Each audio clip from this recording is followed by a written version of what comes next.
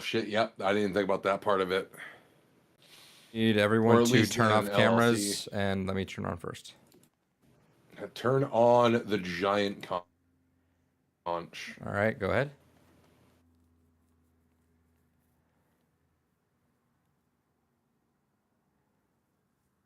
Colors are good. All right, yep. Glad I finally figured out the issue.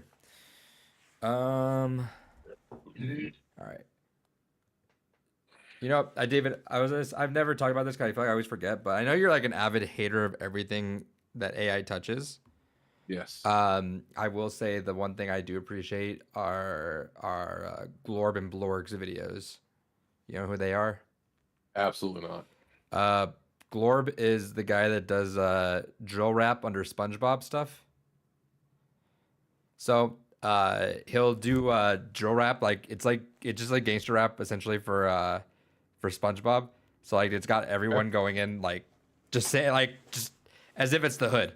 Like it's really good. It's really good stuff. But he uses the AI just to make his voice more like them.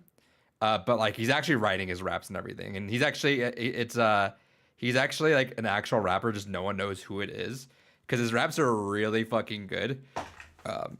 Yeah, his raps are really fucking good, but he's kind of leaning on the meme as like no one knows who he is, but he is definitely and the people have theories as to who it is. So he's definitely someone in the industry. But Macklemore. yeah, it's got like a whole storyline and everything too of them going back and forth. It's actually really funny. So shout outs. Okay. It's not like it's just AI for the voice shifting, which is The least egregious kind of use for it. Yeah. But I mean, I understand, but like it's actually really well done, and he's an incredible writer. Like some of the bars in there, you're like, Jesus Christ. All right. Let me grab some drinks and then let's start. Grab these nuts. Nope. Rude. Doesn't got him this time.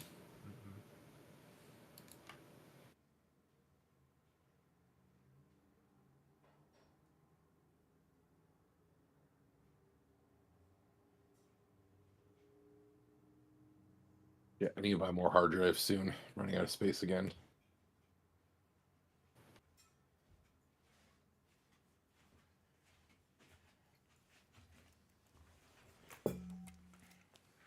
Oh, why hard drive prices climbing so much?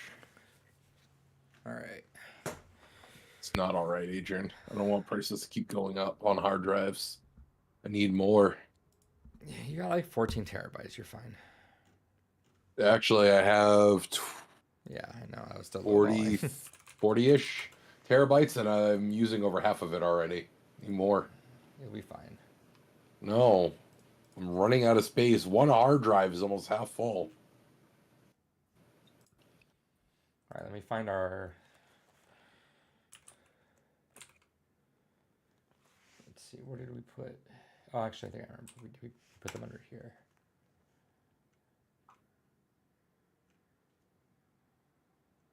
Did we? No, I didn't, I guess.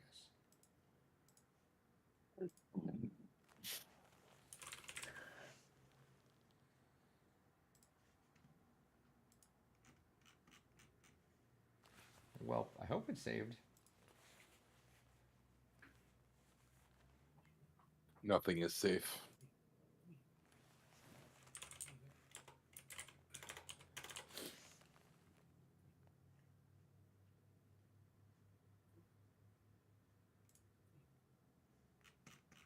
Oh, well, I think our Game Award stuff is not saved. Weird. Oh, well. That day. Yep. We'll never know who won. No. Unfortunate. And in light of that, I declare myself the winner. Sure. Take it. All right, let's do this. Which I think the only reason I probably would have had a chance is you were expecting Silent Hill to not get fucked like it was. Yeah, I did. I definitely didn't win that because I went for some big stuff. Like I went for Dragon Ball. I try to play the game of like I think some years I try to do this where it's like I'll assume the media is in tune with some of the stories they write, but I gotta forget that I feel like news goes in one ear and out the other when it comes to that stuff. So it's like, for example, Tekken has been more criticized lately among the fighting game community, right? Like Tekken 8's been less received, but like it gets all the flowers it gets as if it were like on launch at reception, right? So it's like if all the reviewers that played it at launch loved it at launch, it's gonna stay loved by the time the Game Awards happen, even if it tanks later on. You know what I mean? Like kind of like the Helldivers thing, where it's like Helldivers took that big negative spike, but like that's not gonna be in consideration. I gotta remember this, and I feel like I go back and forth. Sometimes I consider that, sometimes I don't. So I definitely took the L on that. Plus, I assumed Silent Hill would have at least won fucking sound design because that's egregious. It did not win that. Still, No, why would you assume a remake would get respect? What Final Fantasy fucking won that. Yeah, but that's not a remake, it's a sequel. They don't understand that. Oh, my pack stamina has restored. All right, before we start this podcast, let me open this pack and see. I always have it set so that way my pack stamina restores at 4 a.m/4 p.m. so I can do it when I wake up and before I leave work. Interesting. I'm glad that it doesn't do that shit where it's like it's 12 hours from the time you opened it. It still like gives you some leeway where it'll still like refill the next pack, because I feel like any other mobile game would have been like, oh, as soon as you open the pack, it's 12 hours from that, so that way it keeps you in there, you know? Exactly. All right, I'm almost done. I finally got my Celebi EX. I just need an immersive Mew and immersive Celebi, which would be nice. I pulled a 3. I mean, you guys know this before the podcast. I pulled 3 golden Mews in like the span of like 72 hours. Yeah, I was fucking rolling at that. That was fucking ridiculous. Yeah, I go to bed. I'm like, cool, gold Mew. I wake up in the morning, open a God pack. Cool, gold Mew. Another one. Yeah, and then 2 days later, cool, gold Mew. Give me and I was like actually upset because I'm like, I want a Celebi. I'm like, I am like a victim to this meta, and I understand there's some counters, and if you get some luck on your side, you can if you get some luck on your side, a Celebi can have just the worst luck, and you have the best luck, and you'll win that out. That's fine. And there's some counters, but Lord have mercy, dude. The Celebi, it's the Pikachu thing where it's like it's really hard for the Celebi to lose. Like it's got a really. It's very easy for the Celebi to lose. It's got so much win conditions. Is what I'm saying. So honestly, I have a much harder time against Mewtwo because Mewtwo is consistent. Celebi is not. Yeah, because Mewtwo doesn't have to flip coins for it. You just have to get the Gardevoir and bam. Meanwhile, Celebi, sure, you have to get the Superior. I'll take then that. You have to also catch the coins. I think it's easier to. It's an easier win condition though. It's like Celebi also folds if you don't draw Celebi. At least Mewtwo still has other like pecking options, especially now with Mew EX in that fold. I haven't seen a lot of Mewtwo with Mew EXs, so maybe that's why. But I mean, everyone's been side-loading them because they basically are immune. Oh, he tripped a cord. Uh-oh. The Pokemon Pocket community got him before he broke. Weird shit you see, they'll just. Oh, welcome back. Oh. Welcome back. You tripped over a cable or something and you killed your connection for a second. Oh, well. Welcome to the Blue Reese Podcast, episode number 279. I'm Adrian. That's David. That's Kels. Welcome back. Yo. Long break. Yo. Longest break, I think. Unintentionally. And today was almost going to be a break, too, because as you can see, this will be my final podcast in this room. It sucks moving in general. It just sucks. And God help you, David. The second you move is going to be the worst day of your life. Dude, I'm going to fucking pay movers. I have already talked it over with my partner ad nauseum. There's so many big, large, and stupid fucking things, myself included, in this goddamn house that I'm not fucking doing it. I will take care of my game collection. I will take care of anything of value. But like all the curio cabinets that you saw while you were here, I'm not fucking moving those again. So the act of packing is still annoying. Yeah. Yes. Like that's the thing is the moving itself is also annoying. This is no, not really, I guess. Actually, no. Yeah, I think this is the farthest I've moved in between places. So it's got like The move from here from my last place was like 10 minutes. The move from here to my new place is like 20-25 minutes. Um, so it's not as easy because like also. Here's a story. I'm gonna sidetrack. This is our video game podcast. We go live every well Tuesday. It's a Monday, but Tuesday just happened to be a bunch of holidays on this. But Tuesday on YouTube.com/AppleRubies. We talk about video games. Talk about a lot of other stuff like now. Last time, I was in a really like stressful moment, but because I stressed out so much, I was like deer in headlights, where it's like I just stopped doing things. So I didn't know if I had a confirmed place. This place was holding off because they had to hear back from my work, and my work was off on holiday, so it was a whole fucking mess. So I didn't start packing until the weekend of, and I had to be out like in 3 days. So like all the stuff I had to pack and move out in the span of 2 or 3 days, and I stressed everyone out that way. But this time I've been kind of taking it a little more leisurely. But I'm out Thursday, but as of now, it's like I have maybe like 33% of the kitchen left. I have about 75% of the bedroom. Well, not really, actually. Maybe like 50%. And then I have not touched the bathroom yet. The living room's almost done. As you can see, the game room is pretty much just about empty. So it just sucks because when you get to a point, I'm sure, Kels, you can also get to this. You get to a point where you own so much shit and you move a lot and you pack a lot, but it just doesn't feel like you've actually done stuff, even though you've done stuff. It just feels like you're still not there. So the first thing I kind of knocked out was the games, because hard, put them in a box. All right, cool, gone.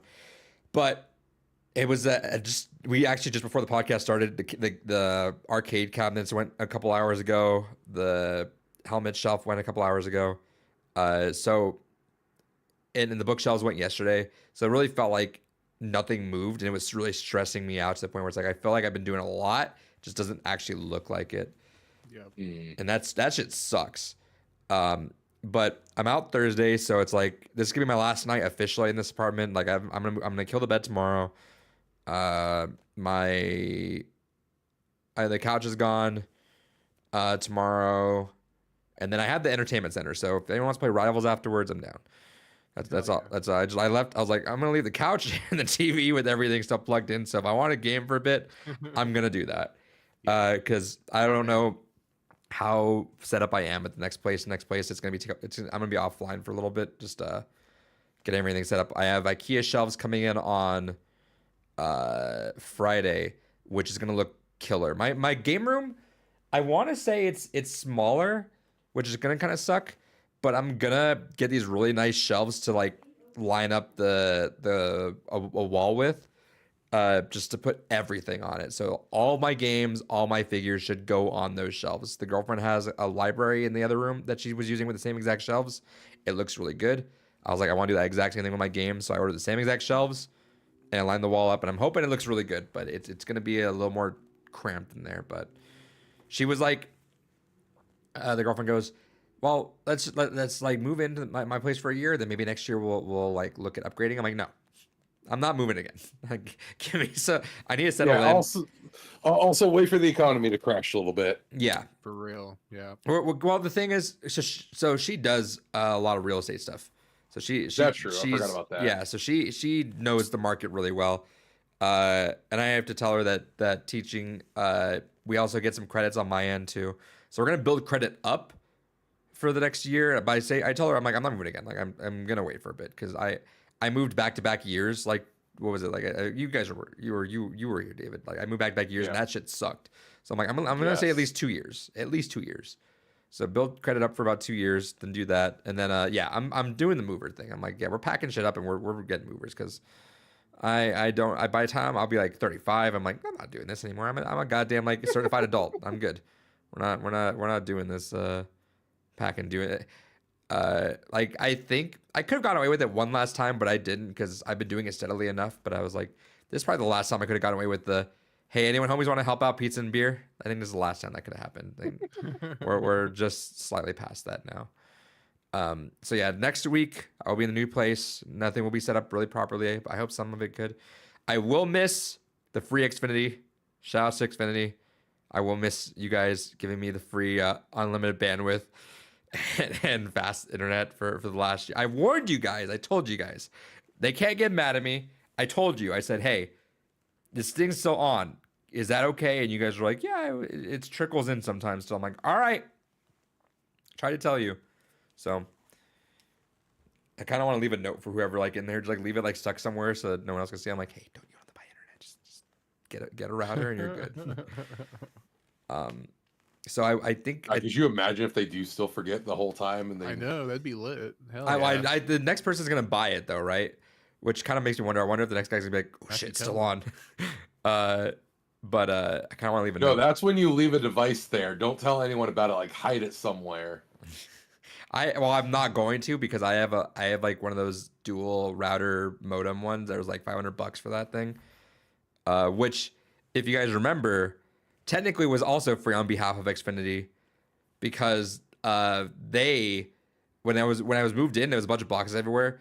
The guy, the technician, like dropped the router so it like popped open, and he was like, "My bad. Like, here's my supervisor.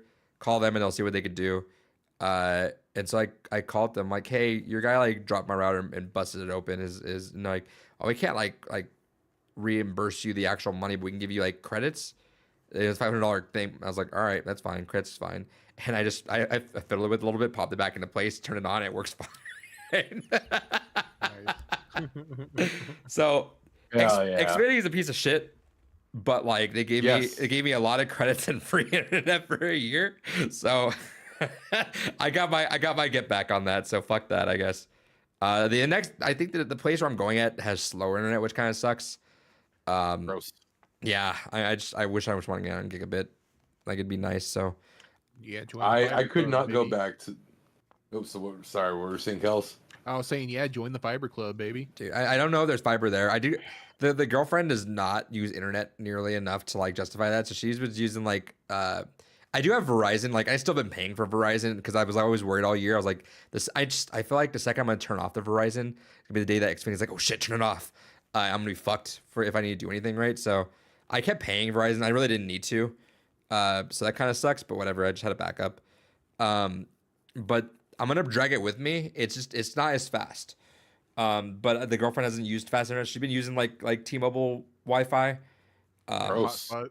Yeah, like it's still their Wi-Fi that they use. And her cousin lived with her, gamed a lot. But whenever I use the internet, I'm like, this shit sucks. She's like, do we need to like upgrade? I'm like, yeah, absolutely, we need to upgrade. Yeah, this. 100%. Like I've already told my partner that whenever we move to, at minimum, it needs to have symmetrical 1 gig fiber. That is a hard requirement for anywhere we move to. I will not settle for less. Yeah, I told her like, I'll pay that. Like my like I said, my bills get effectively cut almost like to 33% of what I'm paying right now, which is Yeah. gonna be fantastic. So David, you will have full payment easy coming up here. Hell yeah. Because I'm going from paying like 14 to 15 a month to about 5 or 6, and that's some of that putting into savings too, which is nice. And you didn't even have to pull the emergency lever on the clock tower games. I thought about that for a little bit, but so for anyone out there listening, I know I've been talking a lot. I'm gonna shut the fuck up in a second, but That's a lie. I have these games that David likes very much, these clock tower games. And I get it. Like David is someone admittedly more deserving of it, right? Like if the roles were flipped, if David had Cubivore, he would know. He's like, is Asia more deserving of Cubivore? Yes.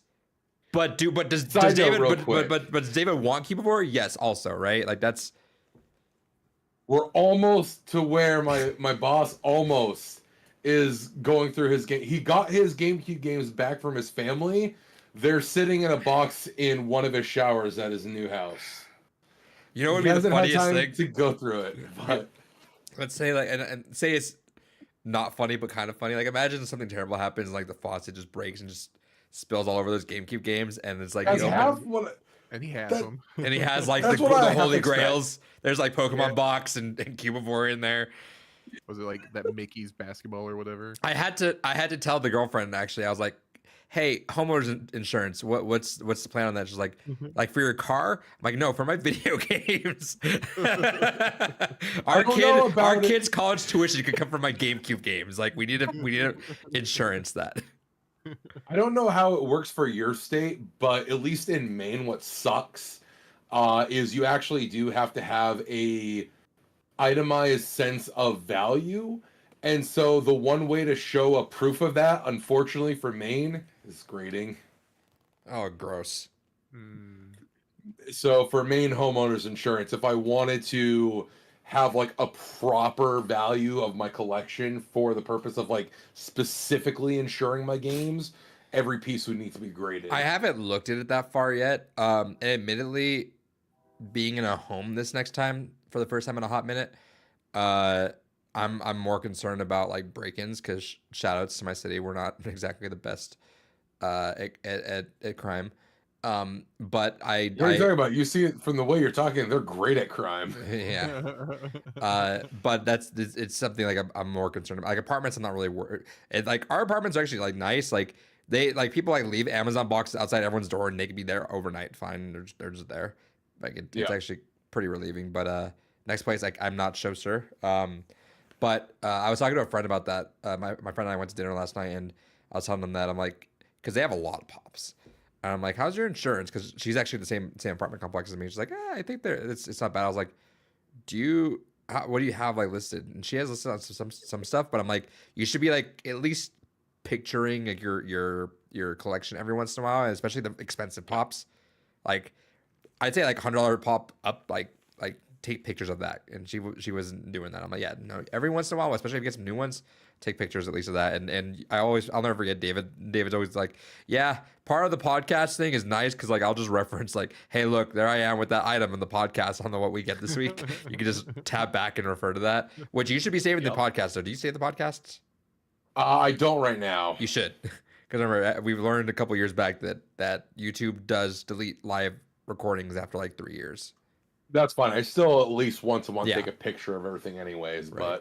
but To add on to that, I periodically go through and update my Discogs because my records and my cassettes, Yeah. that's like easily like Yep. some of the biggest pieces of my I collection. need to start doing that with Discogs, especially because I end up buying the same record multiple times. So that happened with video games to a point where I just said fuck it and started doing the Game Eye.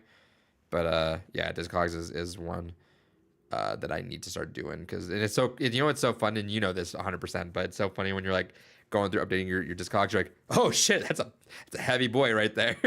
Yep.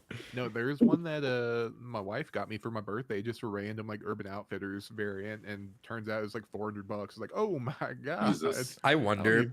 Because vinyl is like kind of that wild card where something could be super expensive, and I just gave a Shakespeare collection vinyl to a coworker because I was like, I think you'll appreciate this a lot more than I do, and it's a hefty boy, so it's taking up a bit of room in the collection I could use. Don't you But have that like adventure through anxiety or whatever on vinyl? what was? or Oh yeah, whatever it the oh fuck, what's it called? The dementia one. Yeah. That dementia one.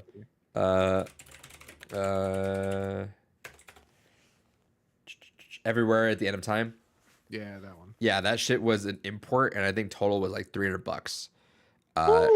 Yeah. So, and David, you know about that, right? I think We've we've talked talked about about it it. before, but Yeah. yeah. It's the album where it's about 6 hours total, and it's someone from like the beginning to the end of their life with dementia and how it like it's the most depressing thing ever. But it's like you go through like you can hear like old timey like stuff that recognizes stuff, and then eventually it just becomes more muddled and chaotic as time goes on, and by the end of it, it's just a mess. Like you can't piece together stuff. Like there's like you might grasp onto something like you might grasp onto a melody for like a second or two, and then it's fucked. And that shit, yeah, it's like if you need to be in a good headspace, but if you can sit down with that shit and you got to go through it all, like you have to set aside your day. And I have not yet, because I just like I don't think I'm in a mental space to like handle 6 hours of aggressively listening to that. But one day I want to because yeah, Yeah, that sounded like a fucking experience. it's Yeah, that's gorgeous. one of those pieces I feel like just being on vinyl, it's gonna be worth something eventually, if not already. It probably has some value to someone. I'm curious. Let me go look at that actually. Because even just being that it's imported. That was one that I had on my. I have a lot of tabs on my phone, dude. I have like 200 tabs open, and it's like every once in a while, if I hit like a good paycheck, I'll just scroll through. I'm like, what have I had sitting on here for a while that I've been meaning to buy? Yep. And that was on there for so long that yeah. Let's see. For sale. They're all separated. Mm. But yeah, actually, I think it might be a little bit cheaper used, maybe, but it is imported though. So I'm not sure. Maybe. Yeah. Either way, in Your time. card's At right. the end of time. Hey, so I've been doing that. What have you guys been doing for the last 2 weeks? Welcome, happy holidays, happy everything. Shouts to Hell the yeah. holidays. What you guys been up to? Same shit, different day, dude. Yeah, fucking working. Yeah. That couldn't be me. Been enjoying that. Yeah. I did have almost like a little panic attack for a second, like the other day, because I was like, I need to get done with this, and I need to also organize the place when I get to there. Because if I go into work, I go in January 6th, I think. If I go into work and I'm tired, that will put me in the worst mood for the rest of the year. Like I need to like lock in this upcoming semester, and if I go in tired, I'm like, ugh. But all right, decent holidays. Let's just jump into that. What'd you guys get? Hell yeah. I'll start off because it's gonna be quick because shipping kind of fucked over a lot of things for my partner and I. So I only have a couple things to show off today, but next week I'll have some more goodies. So I got Mankind's biography. Have a nice day. Oh, Did that's- not realize how girthy this fucking book was. Wait, what is It's that? an absolute. This is the biography for Mick Foley, Mankind. Interesting. Very prominent wrestler. Most notable for being thrown off a 20-foot fucking steel cage into a table. By God. By God, he broke him in half. But yeah, still continued the match after. Had two of his teeth actually knocked out, but then shoved back into his fucking gums. Finished the match like that. Fucking heinous, wonderful stuff. He was one of the dudes that like brought the thumbtacks over to like the Western wrestling too, right? Yes, That because was a big over thing in in Japan. Japan for a while, he and Terry Funk were very big in the Japanese deathmatch scene. Yeah. And while we never got until AEW fucked it up, exploding barbed wire death matches in the U.S. It's Oh such my a God, funny that- thing to say. No, it fucking blows my mind. They try to do. You're familiar with the Terry Funk Onita barbed wire death match that happened, right? Back Faintly, in yeah. All right, so picture it, fucking Japan, 1995. Onita, who is a wrestler and promoter of FMW, which is like this weird hybrid amalgamized version of actual MMA and pro wrestling, because that's just what a lot of Japanese wrestling orgs were like back in the day. It was you kind of legitimately just fire shots at each other while having a pro wrestling match.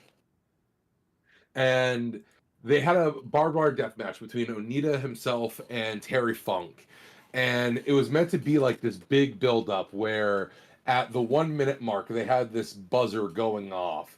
And the whole ring was set up with legitimate, like minor concussive explosions, but still they had explosives around the ring. And all the ropes were barbed wire. And it was a brutal, grueling match. Terry Funk almost fucking was bleeding out because he did a Ric Flair corner bump over one of the barbed wire bits and gashed his fucking arm and almost hit an artery doing so. Didn't though, so instead he just fucking wrapped it in a towel and just kept going like a madman. But the whole buildup of the spot was that at the 1 minute mark, the timer starts going, and Onita pins Terry Funk for the 1, 2, 3 at that point. And Onita, being the face at the time, rolls out of the ring, triumphant over the heel foreigner. But the timer keeps going, and it's this big build up to where he's like, oh fuck, the dude's unconscious, and he like tries to wake Terry by shouting up, and then he's like, fuck it. So he rolls into the ring and then covers Funk's body with his own as the timer finally hits 0 and all the explosives go off. Amazing scene, brilliant fucking scene. Absolutely phenomenal storytelling in wrestling. AEW back in like 2021, 2022 tried to recreate that same storyline. It was Kenny Omega and fuck, the name of the other guy is escaping me right now. But they tried to redo that same exact spot, but they botched the timing on it so fucking bad that he came, ran in, and the explosions were so staggered that it was just puffs of smoke ultimately that were just billowing out and no actual explosions took place. No They balls. fucked it up so bad. Pack it a little bit heavier. Yeah. So shout outs. If anyone is curious and is definitely not squeamish, I do recommend Terry Funk versus Onita. That is a absolutely phenomenal match. Even if you're not a person that gets into death matches per se, the storytelling is absolutely fantastic in that match. You can say it was a slobber knocker. Oh, it was a Slobber. fucking slobber knocker. Yeah. Anything else? But yeah, so yes, and a couple games here. Rune Factory 3 and 4 Yeah. for or 4 and 5 rather for the Switch versions. Excited to play those at some points. Oh, and I got one thing for myself here. Another $2 Japanese import because I have a crippling addiction for buying cheap Japanese imports because the madmen are still willing to ship to the US with free shipping regardless of what my winning bid is. If they're going to keep sending me free shipping from Japan when I'm winning at $2, I'm going to keep doing it. I'm going to feel bad about it because I know they spent probably at least triple what I fucking spent to get the item. But you know what? I'm going to keep doing it because I have problems, and one of them is collecting cheap games that I can't read. Did I hate to They do look cool at least. I love how the packaging looks. Yeah, Something and cool one about day when I do finally actually learn Japanese, I'm excited to get into this because there's a whole sub-series of visual novels that do this aesthetic that I kind of like, where all the characters are just silhouettes. There's no actual character design. Mhm. And it started on the Super Nintendo as a way to kind of save space on the game. Yeah. Because, you know, if you don't have to draw and render out a full character design, you can just get away with a silhouette. Fuck it, perfect. Save space on the cartridge that way. And it just kind of stuck. Spike Chunsoft has a series of games that they're all like that, and they have an insane history kind of behind them. But it's just kind of fascinating. I don't know why. I just really dig that aesthetic. So one day when I finally get around to actually committing to fucking learning Japanese, that is one thing I look forward to, is actually being able to go through these fucking games. Yeah. Okay. Yeah, no, it's I get what you mean about the aesthetic. It's kind of like that synthwave pop aesthetic. I feel like it's almost leaning into Yeah. like a J-pop aesthetic there. It hits that same itch, honestly. Yeah. And that's all I got to show off for this week. Sweet. For me, I have a ton of comics. Just gonna show off this one. That's what I'm kind of hyped to get into. It's continuation of the new Transformers run. It's a second trade, so this is one I haven't been getting week by week. This is one I've been waiting on the trade, so I'm excited to dive in, see what's happening with it. A lot of really cool art with it. I don't think this is the one with Kirkman. This is actually it might be. Yeah, it's Image. But yeah, really cool so far. Kind of a darker story, so you like that. It's not like super dark, over necessarily dark, or any like Michael Bay dark or anything like that, but it's more grounded. So it's really cool. It's about all I got. Got a bunch of comics, like I said, but that's a Hell yeah. key piece. I think he's on the phone. All right. I was gonna ask about something. So I didn't have anything I got. There was a couple things I got, but I already forgot. But there was one thing that I thought was funny that I was hoping I could show it tonight. If I can remember next week, I'll do that. I got an email on my birthday, but I didn't actually check it until 2 days later. Because I just my brain just doesn't really like if I and you guys probably do this when you open up email, you get so much like stuff you forget you subscribe to, but you just don't even bother unsubscribing. You just like look past it for the stuff that you're looking for. That's I my watch for that shit like a hawk. oh see I'm ADD as fuck, so it's like I don't give a It shit. involves money. I watch it like a hawk. No, but it's like if it's like Converse, here's a 20% off sale or whatever, you know, it's like I don't I'll subscribe to a lot of mailing lists, but I just don't pay attention to them at all until I'm like eventually Oh, okay. So not necessarily like subscriptions to like a subscription service, but like no. mail subscriptions. I'm like, yeah, I'll take a free coupon so you can bug me Yeah, for a like every while. once in a while, like they'll like email me like once or twice a month maybe, and like they'll Yeah. send me yeah. So but I look past all that because if I open my email, I'm usually looking for something specific. But so like I got this email on my birthday, I didn't see it, and I opened it up 2 days later, and I looked and I'm like, what the fuck is this? It said reminder and it said sweepstakes winner for Dos Equis ugly sweater contest. I'm like, what? And I guess on like Instagram or something, I saw a Dos Equis ugly sweater. And it said enter for your chance to win a Dos Equis ugly sweater.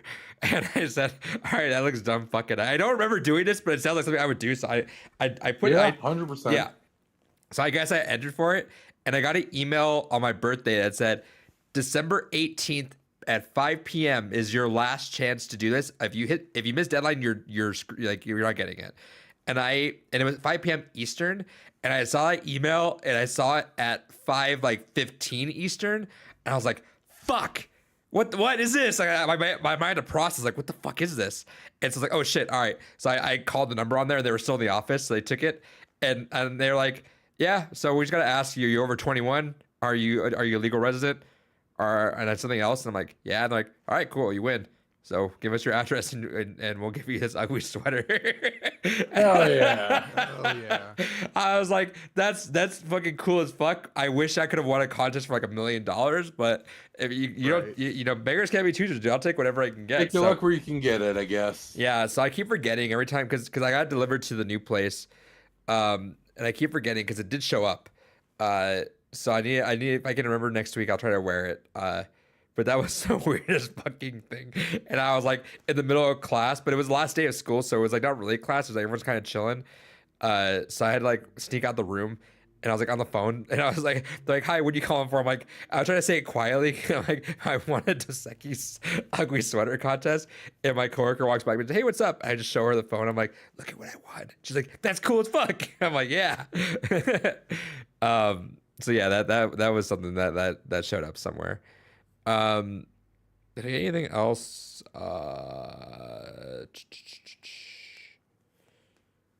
Not really. Do I? And David doesn't. Kels, you strike me as someone that may have at one point experimented with like skateboarding or longboarding. Yeah, for sure. I Uh, have a one wheel right there. that's why I bring I've it been up. hit with a skateboard once. Does that count? No. Well, what did you do? I mean, I just kind of casually skated with friends and shit like that. Okay. So I was following that thing where the guy skateboarded across America, right? I talked about that. He made it to Times Square. Shouts to that guy. And I've always, and knock on wood, I've never broken a bone, and I intend to keep it that way as best as I can. But I've always like thought of someone as like, I'm surprised I never did skateboard. Like that's always something that like I kind of just felt in the niche of, but never actually went to it. So I was talking to the work spots about that, and she was like, I've been wanting to get back into longboarding. She's like, you should get a longboard, and we'll take that on next year. That'll be one of our things. I'm like, okay. So I've been looking around for longboards. I found a solid one for 150. Money's tight until next paycheck, so I might grab that. I don't know. But yeah, I don't know if you have any experience on that or suggestions on that. I'm definitely I don't think I want to skateboard because that's I'm too old to like learn how to skateboard. But like longboarding, like that seems longboarding just like just cruise around, like you just get from point A to point B and just ride that thing. And I'm like, that's something that's more my speed at this point. Like I want to get a longboard, I want to take it to the beach and just cruise on the beach. That's what I want. I'm not trying to kickflip or do anything like that. I'm not trying to pro skater 6 up in this. I'm just like, just give me a longboard. I'm just cruising. I feel No, like for sure. I feel yeah. That's why I have that thing, just because yeah, it's just fun to cruise. I'm not trying to do any sick tricks. yeah. People that can do tricks is sick as fuck. Not me. I'm good, dude. I'm officially it's a 33-year-old human being. I'm not doing anything. Yeah, I've broken my bones. I'm not trying to break anymore at this Absolutely. age.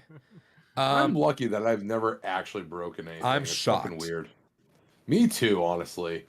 Like, unironically, all the dumb shit I've done in life between backyard wrestling, actually trying to get into fucking indie wrestling, and all the other dumb shit You're I've a done in thick my boy. life. I am a durable, thick boy, and it's fucking wild. Yeah. As a not thick boy, I am shocked I have not broken something. But I am the conceiver of ideas and documenter of actions among my friends. I produce. It's like I am the Jeff Tremaine. Do you guys know who Jeff Tremaine is? Yeah, from Jackass. The guy, the producer, the guy that I am the Jeff Tremaine of my friends when it comes to that. I will push ideas out there. I will occasionally dip my toe into these ideas. I will not actively do that. So shout outs to again and so another diversion. We're not talking in a couple weeks. I have a lot of stuff to say. My bad. No, stop apologizing. It's fun. Don't worry about it. My work spouse's husband, right? I say this all the time. I am so fucking glad I've not met him earlier. Cause if I met him in like mid-20s, oh dude, like we would do the dumbest shit. Cause he is also born and raised off Jackass, but he does it. So every year for his birthday, he'll do a stunt. And this time, he sans clothes ran through his hallway full of mouse traps. For fun. And I love that guy. He is like my spirit animal, and I love him genuinely. But I tell him all the time, I'm like, I'm so fucking glad I didn't meet you. Like, if I met you 9-10 years ago, shit would be terrible. We might have died because I am always the one that spurs the ideas, and I am born and raised off Jackass. Like I have these ideas in my head that just Hey, bro, let me staple your nuts to your leg. We did actually rewatch Jackass 4 a little bit as we were doing something about a month or two ago. Dude, like there's some stuff in there that there's a reason I'm not on Jackass, right? Like I am not willing to go that far. Like the pogo stick to the nuts. No. That is Or chaos. Like yeah, getting punched in the nuts. like getting punched in the nuts, whatever. Like that's fucked. But like the pogo stick to like jumping on pogo stick and hit the nuts on that, no. Like that's gnarly. But I am someone that like a lot of times, and I wish Samuel to Geek was here because he would know this. A lot of times when we're trolling on the internet, a lot of it's just my ideas. Like the stuff that's happened, and it's always so funny because there's stuff that happened when we were younger. That Sam took the heat for, even though even Sam was like, that was his idea. And I would even be like, that was my idea. Give me credit. And like, fuck you, Samuel. Speaking Adrian, of, the type of dude to shove a Hot Wheels up his ass. no, see, I'm not. I am the one who has the idea to do it. And Hey, someone David, does here's a it. Hot Wheel. You know what'd be really funny? I am Jeff Tremaine, right? Jeff Tremaine, like he might like occasionally you see him off camera having like a stun gun battle with Knoxville. That's me. But I will produce every idea under the sun. I'm Dave England. I'll shit on command. The shit stuff is also the one that all Jackass. If I can go to Jackass and erase all the shit stunts, I would do that because No, the shit ones are the funny ones. I love Dave. it gets me. It's a little bit too gross for me. Like there's a difference between doing dumb shit, pun intended, I guess. But like some of it's like some of it's funny, but some of it's like, all right, dude, we're doing too much with it. Like No, the bit where he goes and shits in the hardware stores. That one, that's the one I'm thinking of. That one's funny. That one's funny. The one where they're running like full sprint and shitting at the same time. There's some that are funny, but some that I'm just like, all right, guys. Like if I see like Steve-O doing the bungee jump in the porta potty, like I'm like, dude, that's so gross. That's absolutely gnarly, dude. David. All right, I have a way to tie this back into wrestling again. Of course you do. As I do. So speaking of Jackass and dumbassery. So Steve-O actually had a wrestling feud in the WWE for a brief time. Really quick tangent. I just want not even a Yes. tangent. A really quick comment.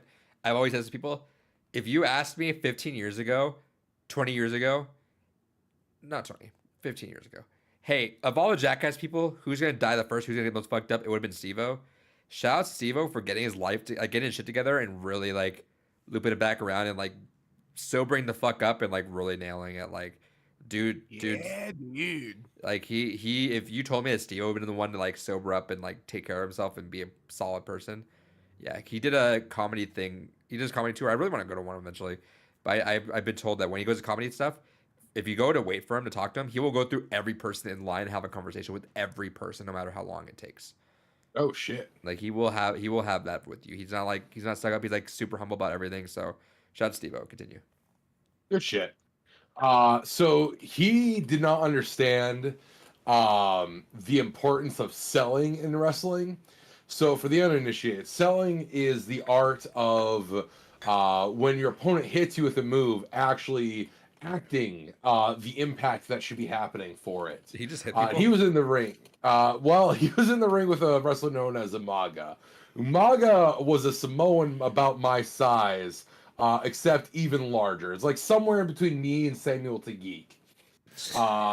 And And he's advertised as like a beast, like a unwieldy character. Okay. yeah, picture someone somewhere in between mine and Sam's size, but can run and move and do a lot of shit. As someone who's seen Samuel run once, it's really funny.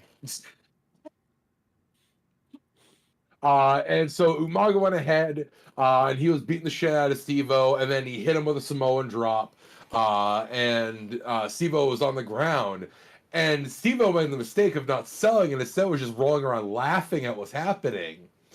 So Umaga was like, oh, fuck that, and actually started fucking up Steve-O in the ring, throwing live rounds, just fucking kicking him in the face, actually hitting him in the fucking throat.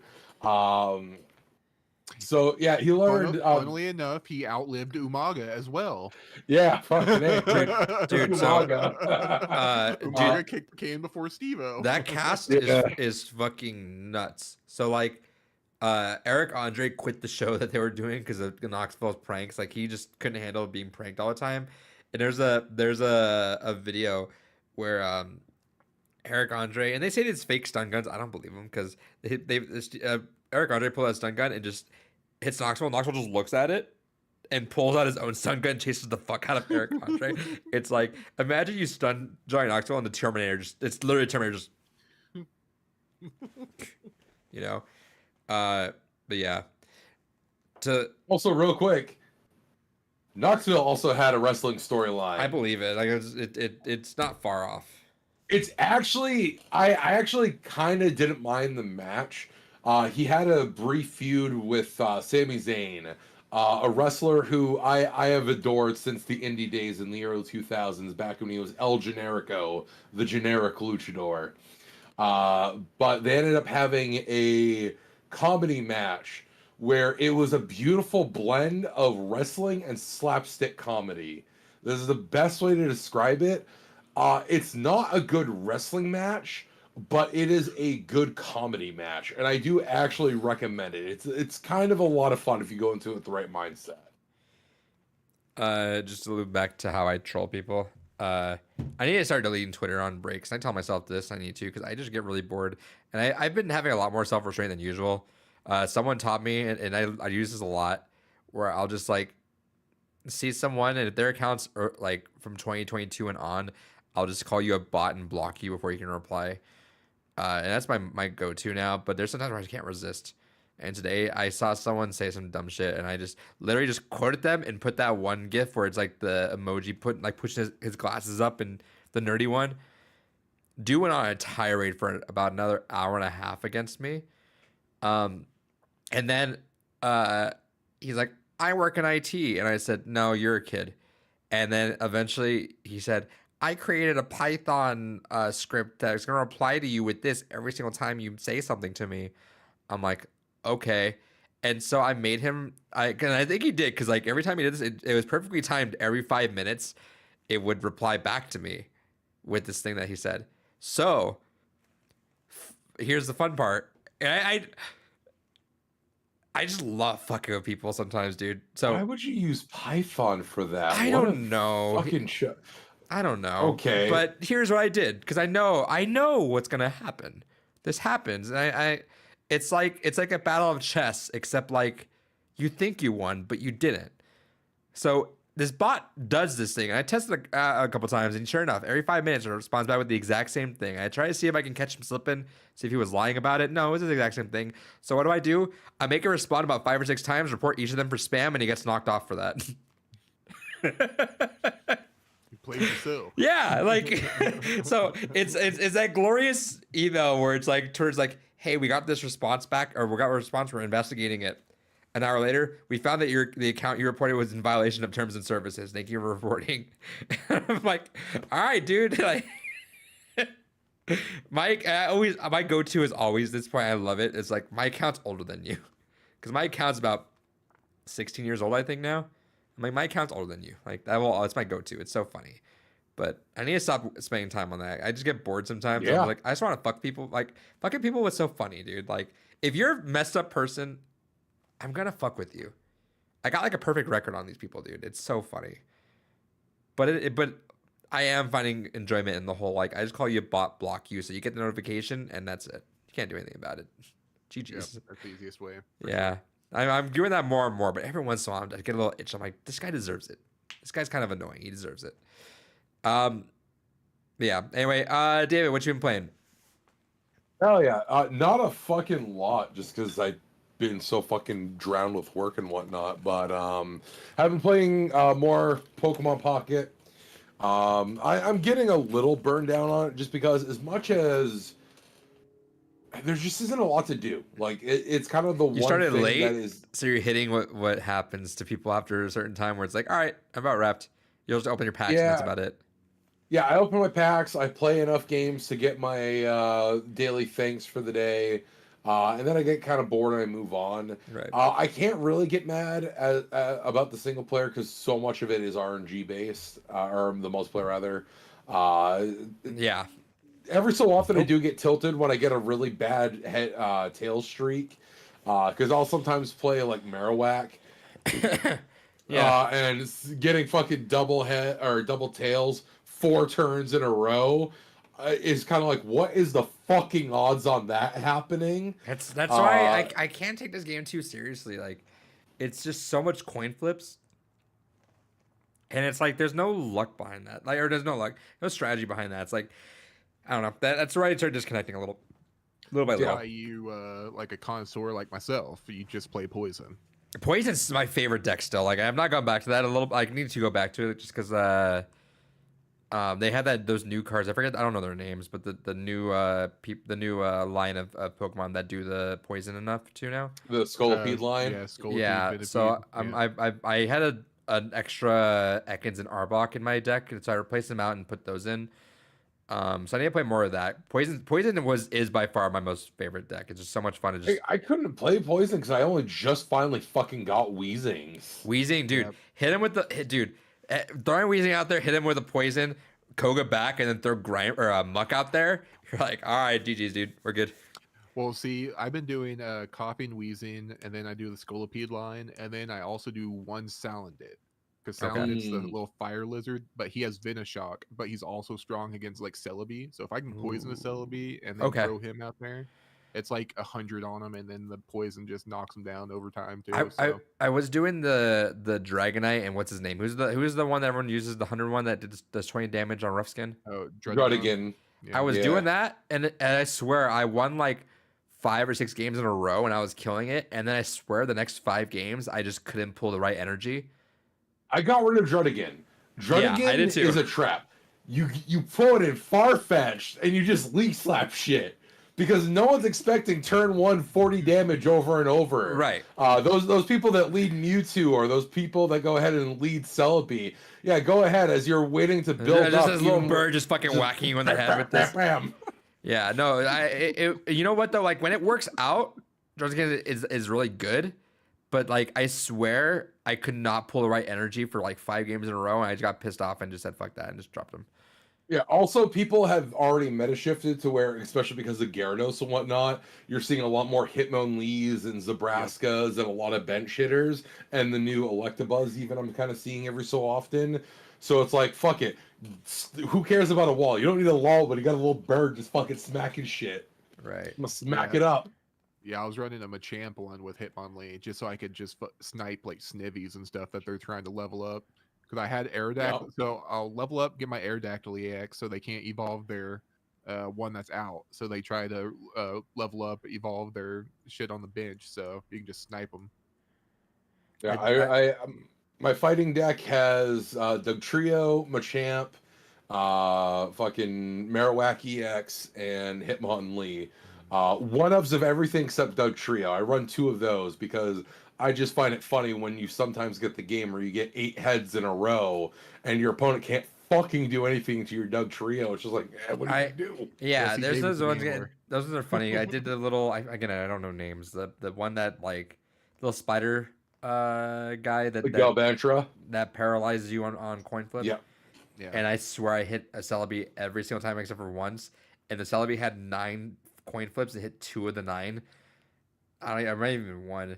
I was running Exeggutor EX for a little while just because. I don't even know if Exeggutor is it EX, the new one. Well, there's two Exeter Executor EXs. No, he's not. Well, wait, sorry. Are they both EX? Well, one of them's Stomp, and then the other one's Psychic, right? Yeah. Or, The one that it does damage for every energy you have? Energy. That's a Yeah. new one that came out with the Celebi Yeah, one. I was running that just because that's a counter to Celebi easy. So I'll just stack that thing and then all right, cool, I'm out. All right, 250 damage. Just fuck your Celebi. Yeah, that's why Alakazam and Jinx are fucking great. but Jinx they're is so great. Jinx is great. Alakazam's so slow. That's the one thing that I will say has become kind of a little frustrating for in terms of like consistent meta. Is definitely the game has shifted to just fast decks. Yeah, and well, Like if you are not hitting your end goal by turn 3-4, you're not winning. unless and that's why I was running the Dragonite one because it's just a matter of just throwing like really heavy guys just to stall as much as you can. But even Dragonite's still relying on the RNG because It is. I had one game because I love running Dragonite. I really do. I need a second Dragonite to make the deck fucking more consistent. But there are so many games that I've lost because I've fucking far-fetched their deck down where they just swapped around, not expecting the bird. And all I had to do was just even Dragonite just fucking 50 to everyone and I'd have a fucking one game. And he's like, nah, this one fucking basic Pokemon, all 200 to that one Pokemon. Right. And it's just like, no. Dragonite, dude, but Dragonite's intimidating as fuck though. Whenever you see them building the Dratini and Dragonair, you're like, motherfucker. You see Yeah, it it's a flipping yours- countdown timer. Yeah. I've had a lot of people just simply quit because they saw that I had 4 energies on a Dragonair. Which that's the other part of it too. A lot of people don't understand the mind game of a TCG, and it's fucking hilarious because just simply the threat of something makes people quit, and it's funny to me. Meanwhile, Marvel Snap brought back their high voltage what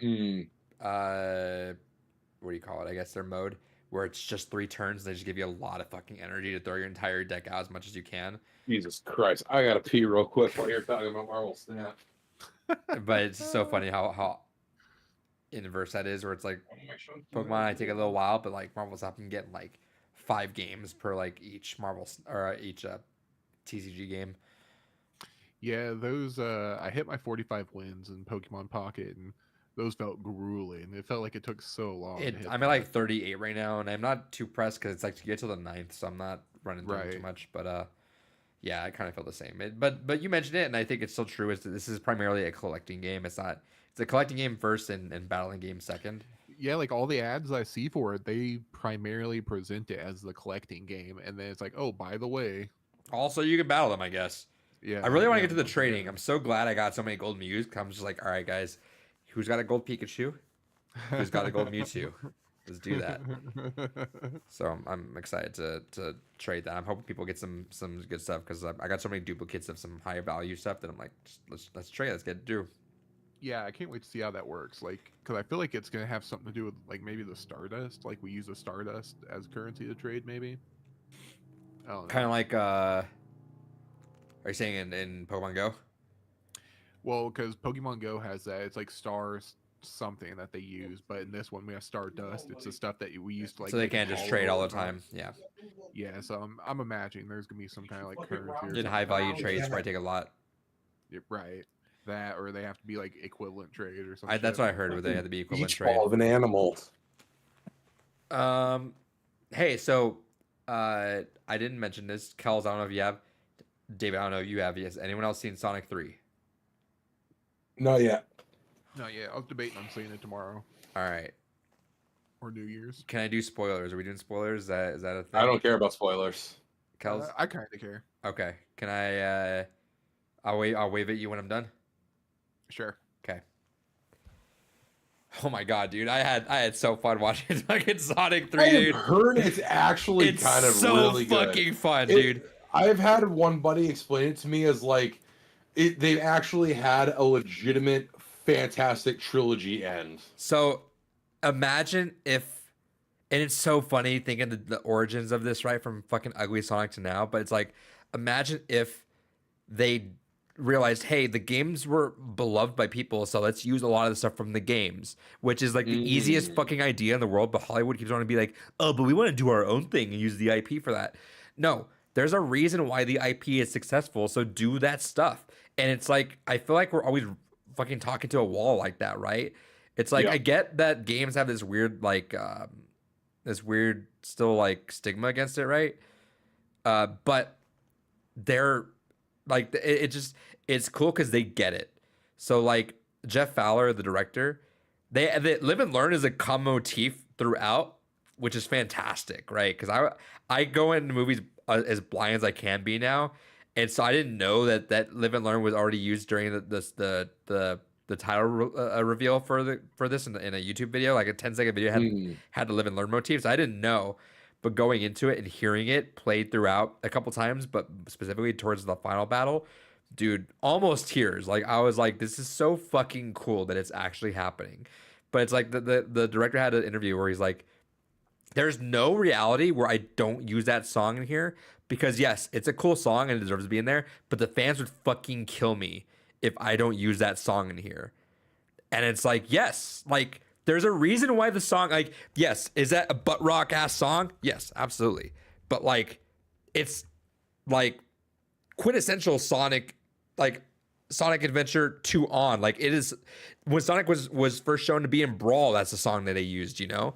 It's like, it's the quintessential. It's kind of like, it's kind of like at this point, the only other bit of music more iconic to Sonic would be like Crush 40. Well, no, Live and Learn is Crush 40. Oh, is that a Crush 40 song? Yes. Oh, Which- shit, I didn't realize that. Funny enough, there's actually a lawsuit going on right now between the singer of Crush 40 and Sega because I guess he's really disconnected with this. Like he'll play it all the time whenever they do like orchestras and stuff. But I guess he didn't realize that Sega's been using this song all the time. And when Paramount used it, Paramount paid him. And I guess he was like, hold up. Am I supposed to be getting paid for all this stuff?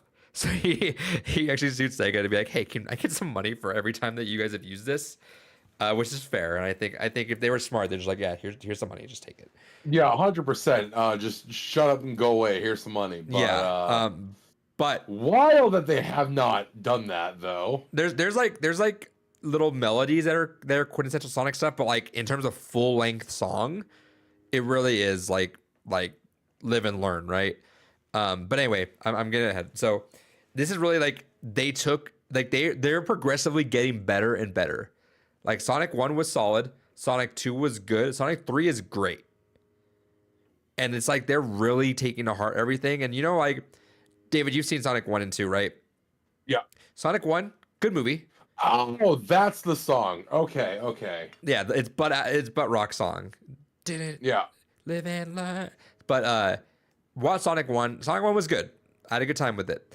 Biggest issue? Too many human things, which is a lot of times like my issue with these things. Like we have too much of these side character humans. Like I'm good. Like give me what I want, right? Like Pacific Rim. Pacific Rim, like give me kaiju battles. That's what I want. I don't need or Godzilla specifically, actually, right? It's like too much human stuff. Godzilla 1 did really well with it, I think. But Godzilla, every other one, I'm like, stop giving me human stuff. Please limit that stuff. Give me the fucking what I want. So Sonic Fucking 3, American Godzilla fans. Sonic, you want human stuff in it? That is a lot. Okay, I you don't want to understand. get me started on a fucking Godzilla But listen, rant, listen, because that is listen, a wait. large portion of Godzilla is the human story. Listen. When it's not good, Okay, like real again, quick. okay, but stop. No, hold on. For this element specifically, can we bring Kells back in? No, we'll talk about it afterwards. All right, we'll bookmark- rant about the bookmark- Godzilla after. bookmark it, But I really want Godzilla. I mean, I do always Sure, want but Godzilla, I'm gonna just iterate. Godzilla 1 did it really well. I don't care about the other ones because it's Hollywood humans. Yes, Hollywood. Okay, yes. that's what I'm saying. We're not When gonna we're have- talking about We're not gonna have a Godzilla. discussion really about this. So I don't really care too much because like these humans I don't want. So like same thing with Sonic. Okay, It's like if we're talking about specifically Hollywood, yes, but if we're talking actual Godzilla, I understand because yes, You you still need it's not just Hollywood action. I want Lizard battle. I get that, but when it comes to like big cinematic, I want Lizard to fight Gorilla. Yes, give me that. That's what I yes, want. Okay, I we're don't- talking American Moodiverse. Sure, Yes, fine. yes, that's what I'm saying. We don't really need to bring him into that because we're in agreement. But like especially when it comes to Hollywood general, like Sonic, were the humans not bad? Sure, but I don't want them. Right? I'm here for Sonic the Hedgehog. Right? Yeah. By the time you get to Sonic 3, the humans are almost like cameos, dude. It's been really cool. Like they're aside from Jim Carrey and Robotnik, which is fucking incredible, by the way. Who should be really one of the only humans in it. Yeah, like the humans take a side step to it much more majorly, which is fantastic. Jim Carrey, literally like his best stuff since like Ace Ventura. Like he is like you could tell it's funny because he had that interview. He was like, I did it for money, but also like it was a really good script. He is like full-fledged Jim Carrey in here, dude, and it's fantastic.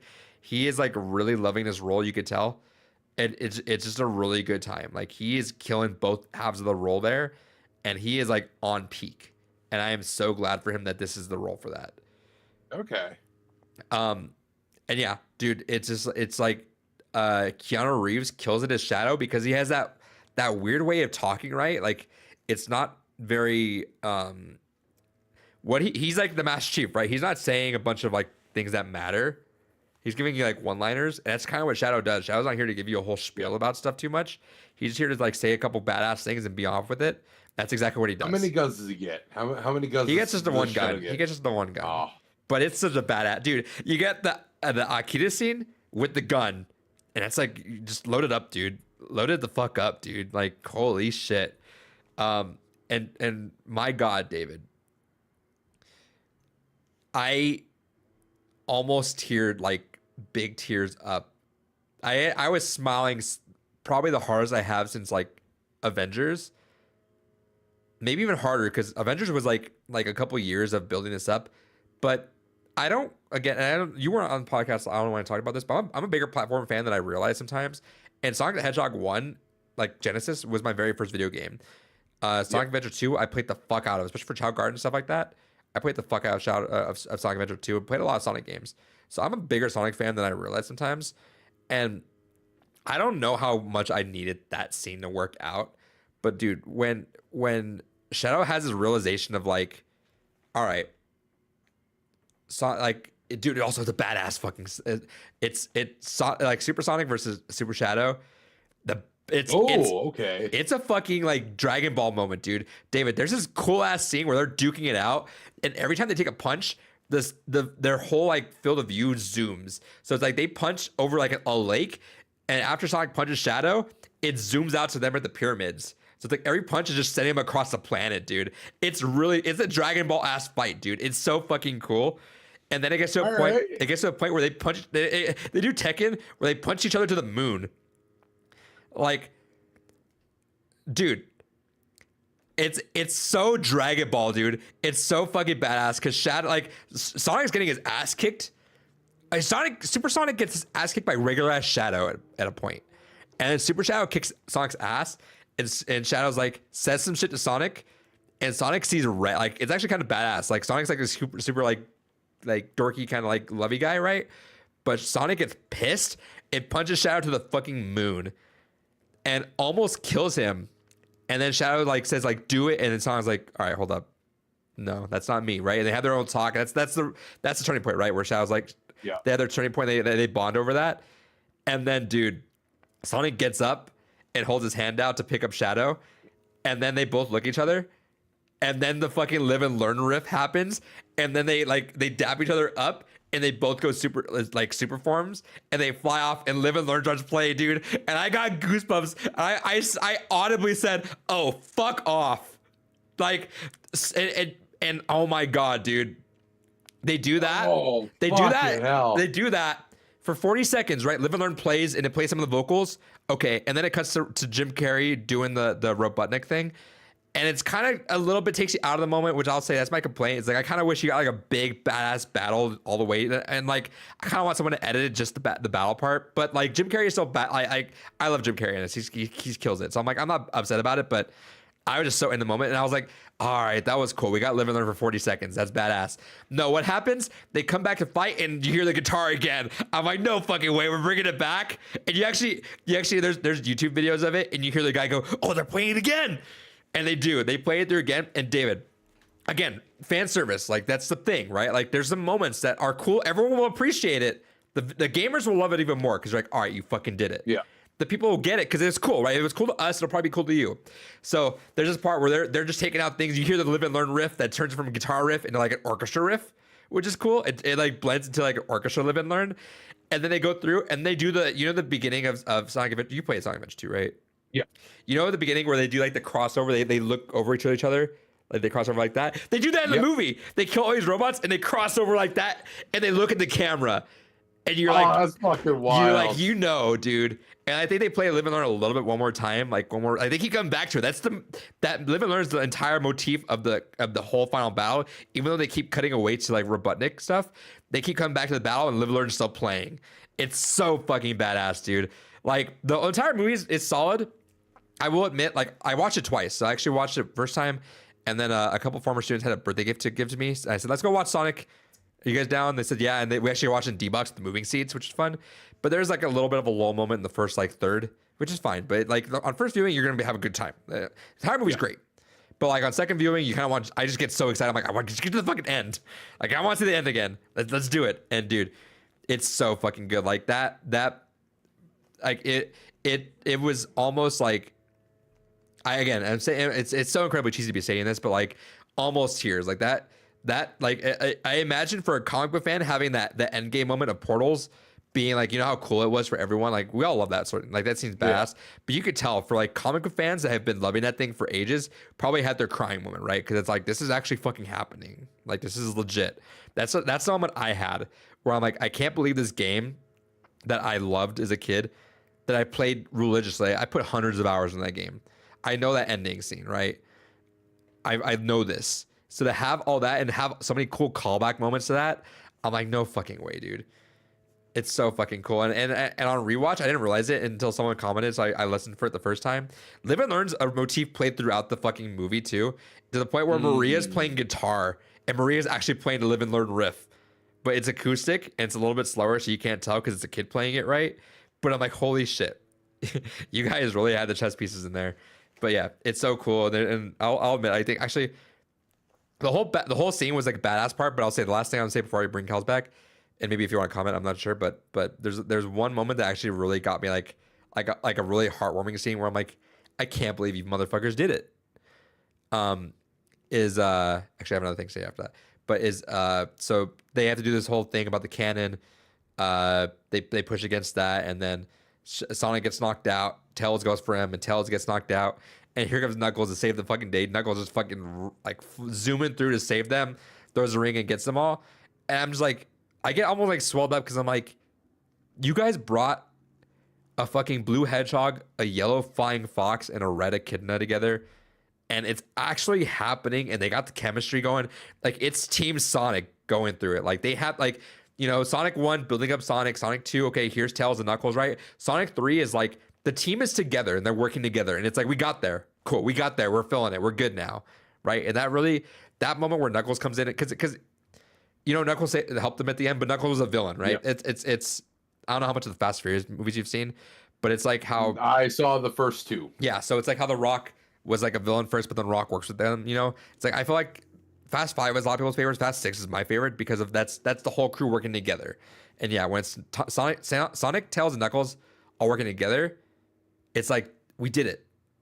We finally fucking did it. Like we're as a crew, and Knuckles come in and save the day with them. I'm like, that's cool shit. Like I could never have believed in a million years, right, that Sonic was the one to get the movies right, especially that first fucking trailer, right? They fucking nailed it. We're at it. And dude, you have you heard about what happens at the end? The No. post credits? Post credits, they have a race as a callback. Sonic it's mid credits. They race and Sonic's in the middle of the night. He's like, "Oh, I guess I shot past my end goal." And then you see a fucking metal foot, David. And then you look and Sonic, and then you see Metal Sonic start fucking charging, shoots, and then Sonic dodges and turns around and says, if you're gonna try to kill the fastest thing in the world, you gotta shoot better than that. Punches Metal Sonic comes back, reformulates, comes back together, and then you see like a bunch of Metal Sonic surround Sonic, and he's like, uh-oh. And they all try to jump on him, and guess what happens, David? Do we get chaos? Bunch of Metal Sonics jumping on top of Sonic. It's all slow motion, and a pink blur comes out and starts taking them out, David. Fucking way. No. Fuck off. No way. A pink blur comes down and destroys all the Metal Sonics, and they land in a cloak. Of course, it's gonna be a cloak, right? And then Sonic goes, "Who are you?" And what happens, David? The cloak looking down. You see the hammer. You see the hammer, David. Oh my fuck. And it's Biggs the cat. Yeah. But David, they see the hammer and then pull it off. It's a really well done looking Amy, dude. Fucking hell. We're going to Sonic CD. And that game is about time. So who do you think we're getting at the end of Sonic 4? Probably Silver. Yeah. And people want to say it's Sonic Heroes. I don't think so. Granted, the fact there's multiple Metal Sonics makes me think, okay, maybe they're taking some stuff from Sonic Heroes, but it's Sonic CD because we're not Heroes yet. Heroes is, I told this to my former students and they kind of agreed with me. Sonic Heroes is gonna be like the Avengers of the Sonic, right? Like, yeah, that's we got to build up everyone first. We need to introduce a lot of people to get to Sonic Heroes, but like we're getting Metal Sonic, we're getting Amy, dude. We're like, and it's Sonic 4 is confirmed, so it's like we're getting there, dude. And it's really fucking cool that we're getting there. But dude, it's so cool having that happen. What a wild world we live in, where like a Sonic has a successful film franchise. That's what I'm saying, dude. Like walking out, and I'm just like, I was grinning from ear to ear. I'm like, I can't believe like it's actually happening. Like this, like the Mario movie was all right, right? It wasn't groundbreaking. It was a Mario movie. It was fine. But like what you expect it to be. Yeah, it's Sonic 1, like surprisingly good.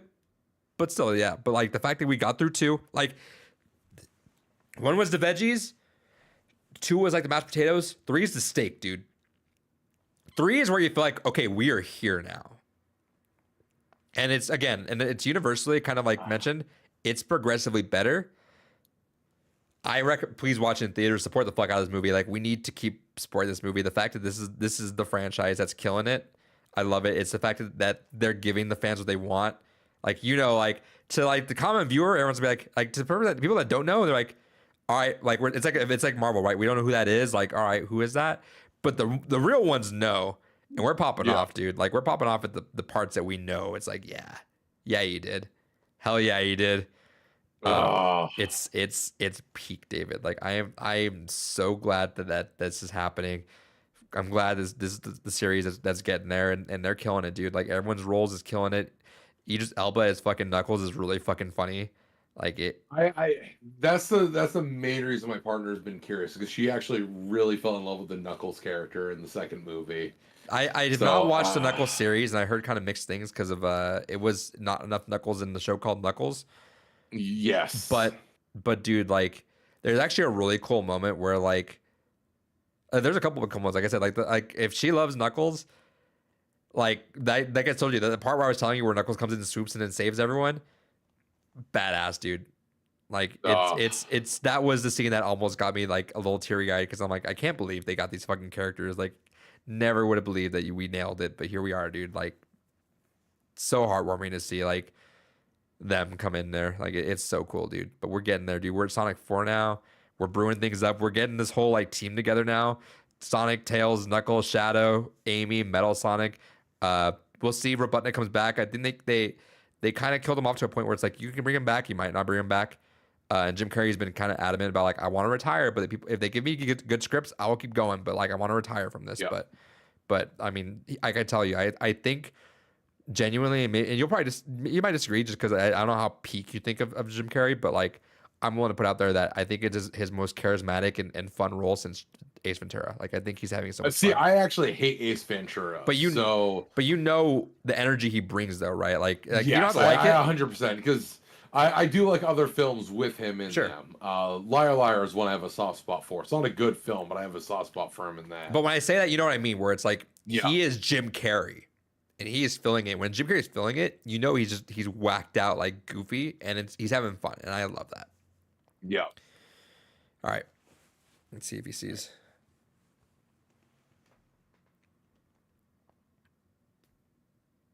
Hey, Kel's All right, thoughts real on quick, Godzilla. Kels, do Great. you have any strong opinions on human characters in Godzilla films?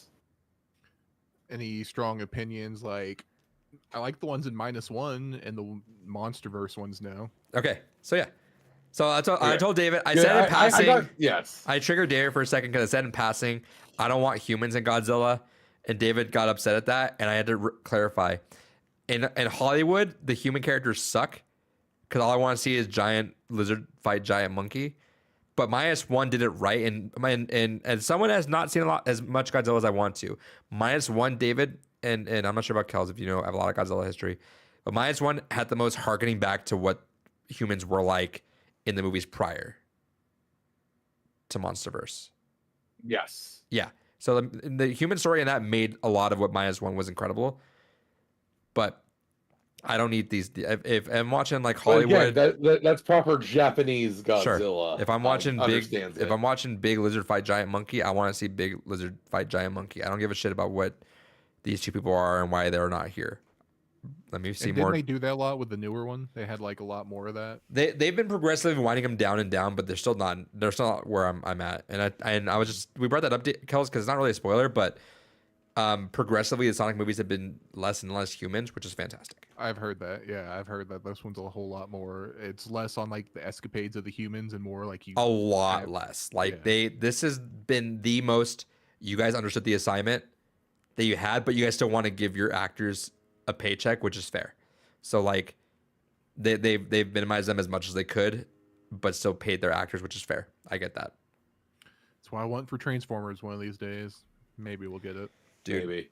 the way I described some of Sonic 3 to David had him probably more hyped to watch this movie than he was initially. 100%. And I'm so excited for you guys to watch it because I would love to talk about this because it is the most fun I've had in a theater since Avengers. Nice. Also, with that said, that was actually one of the things that I did do as well. I have a bi-weekly movie night with some friends, and we have a rule whenever it comes up on your birthday week, we take a break and whose turn it is to pick the movies, and it goes to whoever the birthday person is for that area. And so I made my friends sit through some Godzilla, including sitting them through one of my favorites, Godzilla vs. Destroyer, and 100% go fucking watch Godzilla vs. Destroyer if you haven't yet, because that is one of my favorite Godzilla films. Okay. I've always wanted to get that collection, the one that has like a bunch of the I forget what the collection's The called. Showa era Yeah, there ones, you go. or Yeah, there's yeah, a whole because collection. I appreciate the Showa era Godzilla because that is what a lot of people think of when they think Godzilla. The Heisei era is my favorite era of Godzilla, though. That is just fucking peak. Remembering that Godzilla is a fucking monster, and remembering that, you know what, the whole point of this is fucking tragedy. Well, the whole point is And- it's reminiscent of the fucking bombs going off. It's supposed to be destruction. So again, that's why Yes, -1 and was so that's so why great. that's why I'm not a big like I have a soft spot obviously for like the Godzilla Raids Again onward for the Showa era and a lot of the other Godzillas after 54 Godzilla. Uh but they got very cartoonish, very silly, very kid friendly very quickly. Hisui era, when you have fucking like the proper Godzilla versus Troya, Godzilla versus Biolente, and a lot more of the Godzilla versus forces of fucking nature stories, uh, are absolutely fantastic. They perfectly blend the elements of man-made horror, just fucking force of nature horror. Absolutely fantastic. I get why some people that do like Showa era Godzilla don't like him because fucking Godzilla takes L's left and right in fucking the Hisui era films. But you know what? That's because at the end of the day, Godzilla's not a fucking omnipotent god. Right. Yes, he's the king of the monsters, but at the end of the day, it's not by much. Let's be honest. There are other forces out there as equal, if not more devastating than nuclear power in some ways, and that's what the Hisui era also is meant to kind of highlight and show. But do recommend that era of Godzilla. It's my personal favorite. Um, nice. Also, Kels. Shin Godzilla. Yes. Yeah, absolutely. Kels, what did you play this week?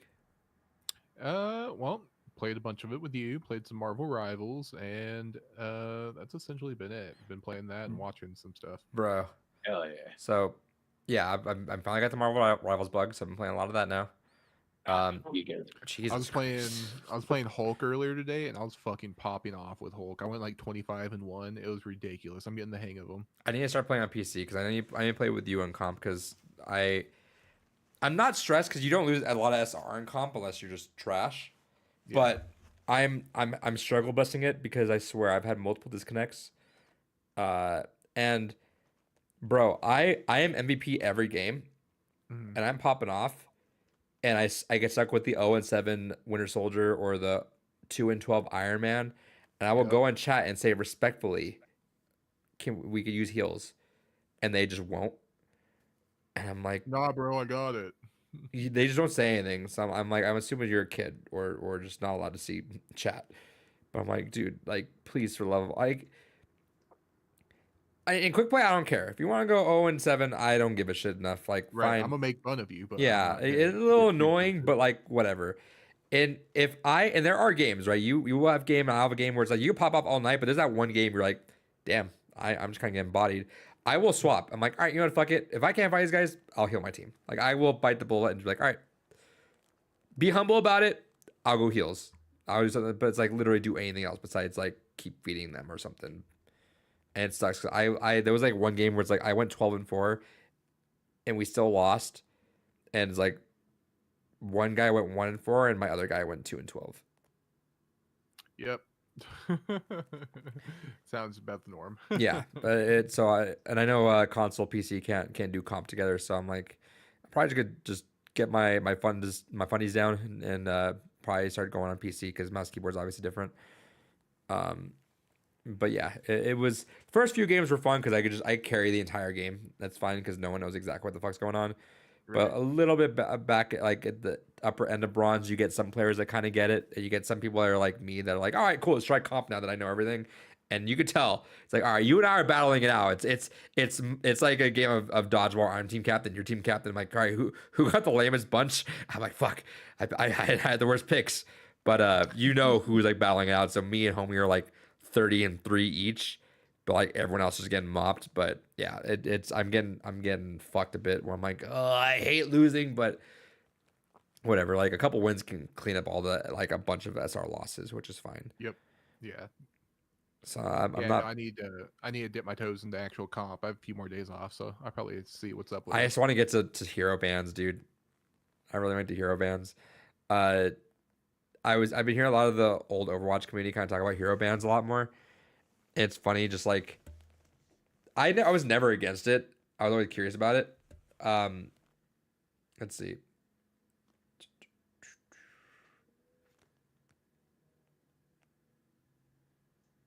Ooh, I have a friend that's picking up some shelves, but All right, while you're doing Yeah, that real quick, I sorry. forgot to mention one other game I played, which I did start and I'm almost done.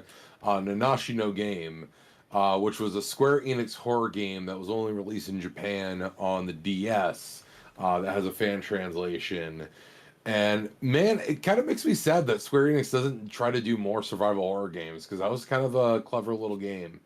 Very much a bite-sized game. It's only like a couple hours long. I started it up during lunch break at work, and I'm about halfway through it. And very fun, very simple. It's basically what if the Ring was transferred via video games instead of VHS tapes, Nice. and then shenanigans ensue. It's one of the few DS games that you play with it on the side. Um, Nice. but yeah, do recommend.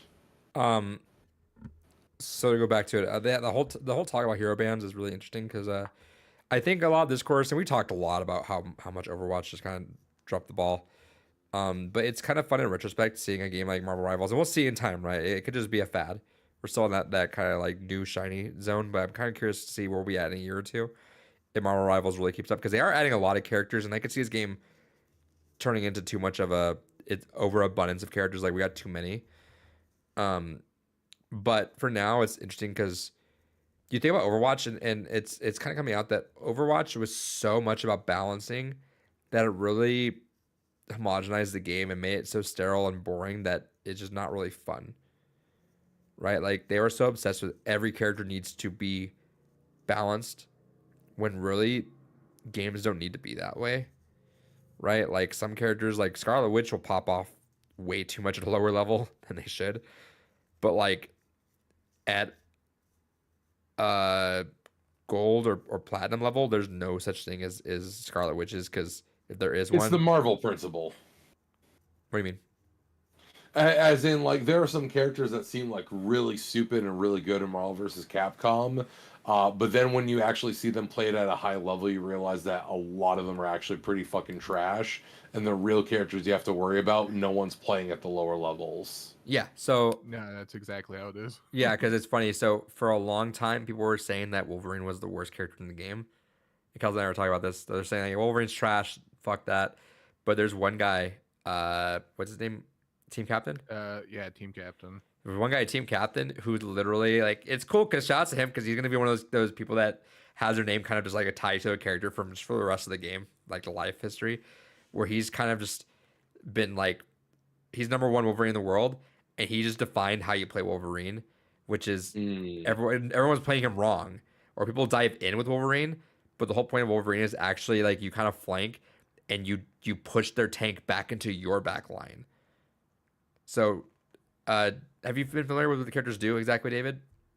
Yeah, I've been playing it a little bit here and there. I haven't put much time into it, but I have a rough idea of most of the cast. So Wolverine, right? He has that lunge, which is really fucking hard to use. Dick and I were like, we love it, but it's so hard to aim right now. But you lunge, you bring the guy all the way back to you. And so what you can do with Mm. specific tanks, he can solo tanks. So Jesus. Well, because his damage is based off the health percentage. Yeah. Of Oh, of yeah. The person that you're going off of. yeah. So there's like certain tanks where he just gets behind you and lunge you. So like Penny Parker, for example, gets fucked by Wolverine. Where you just go behind Penny Parker, you just lunge and bring Penny Parker back down to your back line, and you guys just eat them up pretty much. And Wolverine's back and ready to do it again. And by the time you just take out a tank, your team can move up and just kill. So it's we're in that really cool part where people are just defining metas and figuring out these characters. Figuring out all the cool techs with them and stuff. Yeah, which is Okay. also just infinite possibilities with just the hero abilities and the team synergies that you can build. Right? Like you can really like do so much like Psylocke is already a really good character. Psylocke with magic is like obscene Mm. because you just get Trace's rewind ability at that point. Yeah, and then like you were saying, there's like certain ones have like the seasonal boost to them. So, I mean, effectively, like it's kind of weird how you can do balancing around that too. Yeah, so David, I don't know if you noticed, but it was kind of brought to my attention recently where some characters get bonuses per season. Really? I didn't notice that, no. So Hawkeye and Hela are complained about as being OP, but currently they both have like a 15% buff to their power for this season. Fascinating. Okay, Yeah, that's I a think D choice. I think DPS get attack damage, and I think tanks get like Health increased bonus. health. Yeah, health And bonus. then healing gets just increased healing abilities. But that happens on a per season basis, which sounds funky, but really it's just kind of like per seasonal like patch notes, right? Like it's like, all right, well, a character gets buffed for this season. It's kind of like testing the water to see how they do. Okay, framing it that way, it makes a little bit more It's so sense. weird All when you think right. about that, but yeah, that's really kind of what it is if you think about it. Like perspective change a little bit, but it could be them also just tweaking things to see how well they do if the characters overperforming, like Hawkeye and Hela, which are getting insta banned like in comp. It's like, all right, well, next season they drop back to 15% minus damage, which should bring them back into there. But it's really cool because like it kind of just like lets them have this ability to like, you know what, we want Star Lord to have this, or we want Punisher to have to fuck it, just buff him, and Yeah, it's basically a way of front loading your balance patches. and which is super interesting when you think about that. And it keeps things super fresh. Yeah, which interesting enough, we haven't had a balance patch yet, but I think we have like 10 days left on the season 0, so And I'm really anxious to see how season 1 kicks off. I How it's gonna am, go. and I'm really curious to see how they do on nerfs because you've said this, but they really don't believe in nerfs, which is I think that's the way to go because Yeah. it does feel bad when you main a character right and you just get nerfed. But they really think, all right, well, let's just balance everyone the fuck up, like buff everyone up to that person, which I always thought was a fascinating thing. I think it's kind of like it's a fun way, especially like some Smash mods will do that, where it's like, all right, fuck it, just buff everyone, Yeah. which is fun because again, you get to stick your character and it's not feel bad, man, because you keep doing what you're doing, and other characters just have a better chance against that. But again, also, not every character is built to fight everything. And I was watching your Overwatch video today because they've been very much like fuck Overwatch, I'm on my rivals. Good. I like Frito. I Yeah, like your Overwatch. and I love that he's on his like shit right now, which is good for him because he was like, I've been saying hero bans since 2018. Everyone laughed at me. The community laughed at me. The literal Overwatch team laughed at me. Fuck you guys. It's working. No, it's that's one of the big things I've been loving about Rivals is like the resurgence a lot of Overwatch like streamers, players, content creators have Yeah. kind of had with their careers now. Yeah. And a lot of them I feel like are vindicated because a lot of them have been preaching stuff that Rivals is doing now. Yeah. And now everyone's like, "Whoa, what's happening?" Whoa, this is Imagine that. right. Literally, the only thing that Rivals doesn't have that Overwatch has is just that Blizzard polish, where Marvel Rivals does feel a little cheap at times. Like, not like the presentation is not quite there. Like the heroes are like it's not even to say it's like cheap, but in comparison, like Overwatch is just sleek, I right? just don't like the menus. Other than that, I love everything else about the presentation. Right. It's still top, but it's like I just think the Overwatch just comes out just so clean, right? Like the animations, the environments, like everything about it just comes off really like well presented. And my rival still does fine like with it, but I can just see that being a little bit of a deterrent, but like really like that's it. Like gameplay and everything is like up. Um, and yeah, it's really nice. And I told, like I said in the podcast, like I got scared to play because I'm like, I just know I want to be on my bullshit again. Like I know little by little, I'm gonna want to play more and more and more. And sure enough, like it's like when you try to get a hero down and really feel it, dude, it's giving me that Overwatch love again. Like it's giving letting me feel back about everything. It's cool. It's Oh yeah, no, I played a lot this past week, and I'm in the exact same boat. it's fun when you discover a hero because I've not played enough Winter Soldier. I'm gonna probably if we play tonight, I'm probably gonna play a little bit of him because I heard he's McCree and I'm like, oh fuck, okay, cool. I didn't realize he was McCree. Um, Yeah, and then I was messing around. I played Magneto. I'm like, let's see a Magneto. Oh, it's Sigma. Okay, cool. And I didn't know that either. So it's like little by little, I get these characters. I'm like, oh, this is that. And it's cool because like I can imagine as someone brand new, Rivals is daunting. 33 heroes is a lot to fucking learn, and that's kind of what deterred me for a little bit at the beginning. I'm like, oh fuck, there's so many people. But it's cool because like they were kind of smart and coy about it at the same time, where they were like, let's just sprinkle a little bit of this character in there, sprinkle a little bit of this. So it's like I only learned like half of each character because I know the other half. Like I played Magneto once. I'm like, oh cool, it's Sigma. Cool, just doing exactly what Sigma does, and I was fine. Like it worked out perfectly, you know. Um, it's just really cool, like just not having to do that entire learning curve. If you're a Overwatch player, you're like, all right, I kind of have this idea of where we're going with this. But there's a lot of new characters too that just do a bunch of fuck all like shit. Like magic is crazy, but then even then, Magic kind of also has a Tracer Blink with her. So it's like, cool, you kind of got that with it. So yeah, it's been really fun, really cool. Shouts to Kels. We had some clutch moments last night, which was super fun. Yeah, it makes me excited to see what's coming next for it. Like with Overwatch, I eventually reached that like apathetic moment where I'm just like, yeah, I don't care what comes next. Like And new that hero, sucks, yeah, dude. whatever, I don't care. Yeah, new map, I don't care. But with this, I'm like, ooh, I'm excited. Like, ooh, Ultron's next. Well, Hell yeah, give me that's to you Ultron. because you like comics too, though. Like Yeah, for sure. on Overwatch, though, Th- it's That's what I was saying before. Like, this is such a like home run for them because it's something that you don't have to endear people to. Like, people already like these characters or they don't. You know, it's not Iron like Man you is gotta literally make- just literally like Robert Downey Jr. Everyone knows, like you listen to him, he's in. It's different, right? Because we have the Iron Man movie. Like I'm sure comic book fans are like, oh yeah, he's a dry sarcastic person, right? But when you play him in there, you just hear Iron Man from the MCU, and you're like, all right, cool. You know who this character is, and they have their funny quips in between each thing. But it's cool all because the banter is so good. the banter is fantastic, and it's cool because like introduces you to other things, right? Like I'll play Moon Knight, and Moon Knight's having a conversation with Magic about stuff, and I'm like, cool. Right. We don't have Magic in the MCU, so I don't have enough of like that vocal side from Magic. But I mean, from other games, sure, but like at least on that end. But Or hearing like that, you look at a skin in game and it tells you what comic it came from or like where the first appearance of it was. Ah, so good. the seasons give you individual stories as to what's going on in the game too, as you I've been unlock reading things. those too. Yeah, so I finally unlocked all those. So it's actually I didn't realize it because actually it's funny because I asked you last night. I didn't read any of it, but I asked you last night, what's the lore behind this? And you kind of gave me that, and I didn't realize that the memories are literally just telling you what you're doing on each map and why you're doing it. Right. So I was wondering like, why are we on Wakanda so much? And there's a reason why you're on Wakanda, and it tells you why you're on Wakanda doing all that. If you unlock all the achievements for it, it's like a full like probably like a few pages if you look at a novel kind of thing. Of like, here's everything you're doing, here's what's happening, boom. Yeah, and I think there's actually like a tie-in comic series. It's like a web comic. That's I think the first issue was free and it's like out as well. Yeah, it's Hmm. it's been a lot of fun. Now, David, if you've been playing it on PC now, is it working now?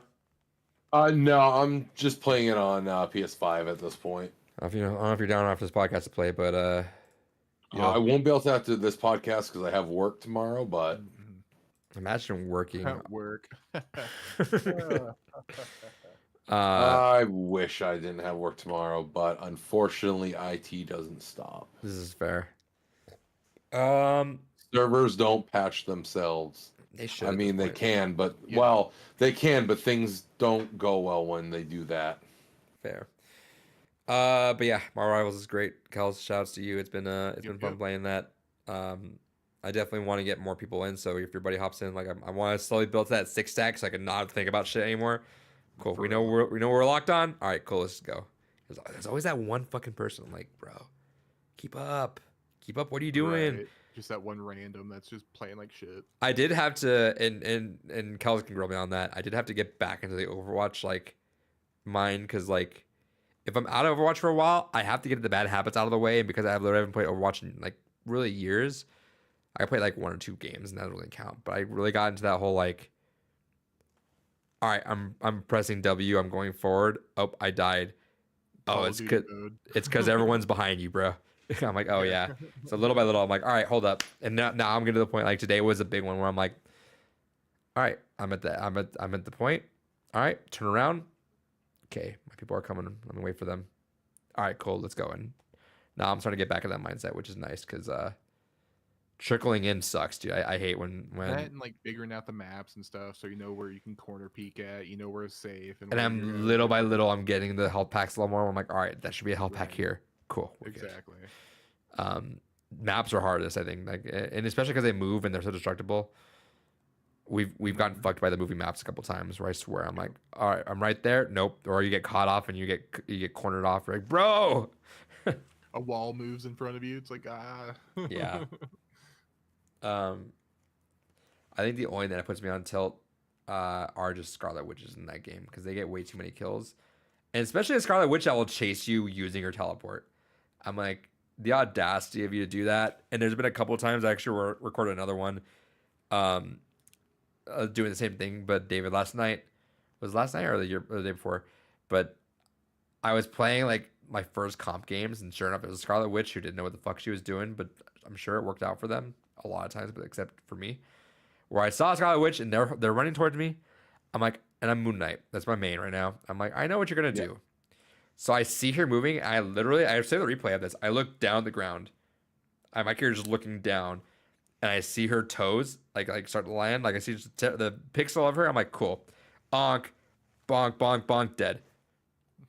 I wait for her. I literally just see her running up to me. I'm like, I know you're gonna teleport to me. Stare at the ground. You're dead. Thanks. Fuck Scarlet Witches. So it's easy mode. It's like, stop playing easy mode, bro. Learn to aim. Learn to aim, please. Get punished. Yeah, there's a reason why you guys don't exist after a certain time. Just dive the fuck out of her, please. Any other games you've been playing? Nah, that's it. Yeah, Pretty much. same. So before we get into the new stuff, I did want to mention, and David, I think you mentioned this. I forget we mentioned this in the podcast before, but I didn't realize it. I kind of just looked at it. We might just mention in the group chat. I didn't realize how big of a fucking leak that Halo shit was. Yeah. So I did some research on that last night. Holy fuck. Things are kind of fucked behind the scenes on that. Yeah, I seen like a bunch of people didn't get paid and shit. So TLDR, which is still going to turn into a TL. Dig site people or volunteers that were given access to the Halo things to recreate stuff. So that's the reason why the Halo 2 demo came out. These fans are like, hey, yeah, we'd love to work on this stuff. We'll do it. So they worked on it, and it took a lot of time, but eventually they got the Halo 2 demo or E3 demo to work. Cool, fantastic. I guess what happened, and again, it's volunteer basis. They said, we're not getting paid, but we would love to just work on it on our free time. Cool. Microsoft saw the popularity of that and said, all right, cool, now do this. And they crunched them on time so much that they were like, hey, we literally can't afford to buy our rent or pay our rent or eat because we have so much we're doing on this. Can you pay us? We know we're doing volunteer work, but this is a big thing. Can you pay us? Microsoft said no. And so they said, all right, fuck you. Leaked everything. So Good. it's of two ends, right? It's like Microsoft. So it sucks because remember this is the rebrand. This is not 343 Studios anymore. This is Halo Studios. Already off to a terrible start right there, where it's like, all right, guys, you guys fucked up. And what do you say? What do you know? And it's actually got the most audible groan and eye roll for me last night when I was researching it. Like, what is the Dig Team site? Bad management at Halo Studios. No. For the love of all No that's way. holy in this fucking world, can we stop getting bad leadership at the helm of fucking Halo? Holy No. shit, dude. Like, pay me. I have no experience in this. I promise you, I will manage this shit better than you guys. You guys don't know what the fuck you're doing. Like, holy shit, dude. I will learn everything however much I need. Pay me and fuck these people. Because how are we getting this shit fucked up? I thought the rebrand to Halo Studios was like, all right, cool. Get the fuck out of the fucking way for everyone that's ahead of 343. Let's rebrand and start fresh. No, same shit's happening. How? This is your biggest fucking IP, and it's not anymore at this point. Like, we're dropping that ball so fucking hard. This it's a small team, and I was watching a video that described it perfectly. What you should have done is hire on this fucking dig site team, pay them, have them fucking run Master Chief Collection, because cool, build the goodwill of your fucking franchise that got a bad reception on Infinite. Like, holy fuck. Like, I liked Infinite. I think that was a solid start, but it's getting a bad reception. So fucking fix it. Pay this Did team they actually just announced that they're stopping support for Master Chief Collection? because there's no microtransactions in it. So, oh, well, it's not making us money. This is the only goodwill that you guys have is this fucking game right now. This game that, for the record, the community is doing so much cool shit with it right now. There's so many crazy fucking mods right now that you can do with this. Like, it's saving the game and bringing so much Halo goodwill. But Lord help us, you can't just fucking pay and make that your lost leader.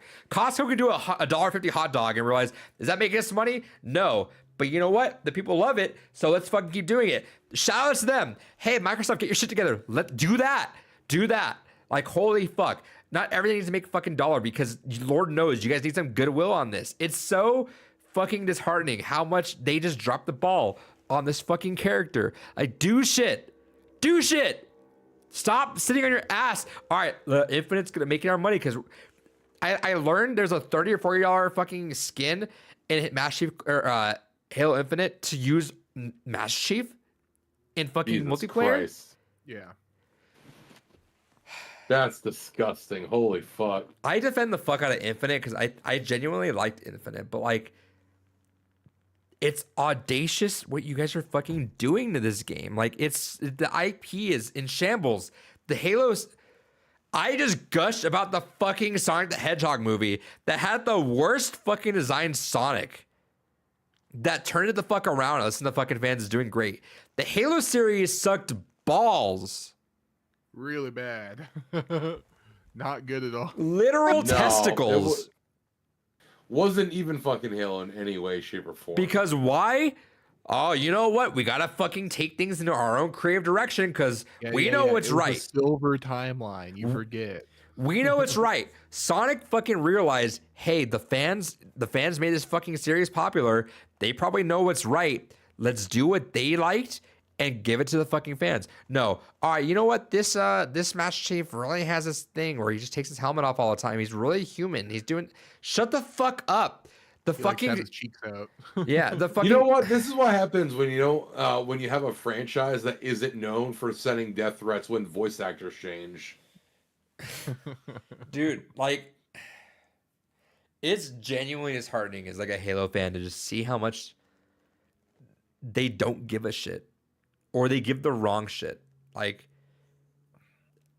a fucking group of fans volunteered to fucking do this shit for you.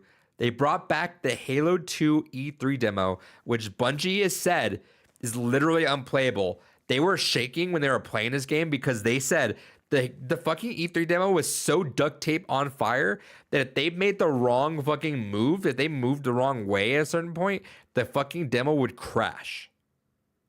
The demo was literally like on fucking sticks. Like it was holding up a house on sticks.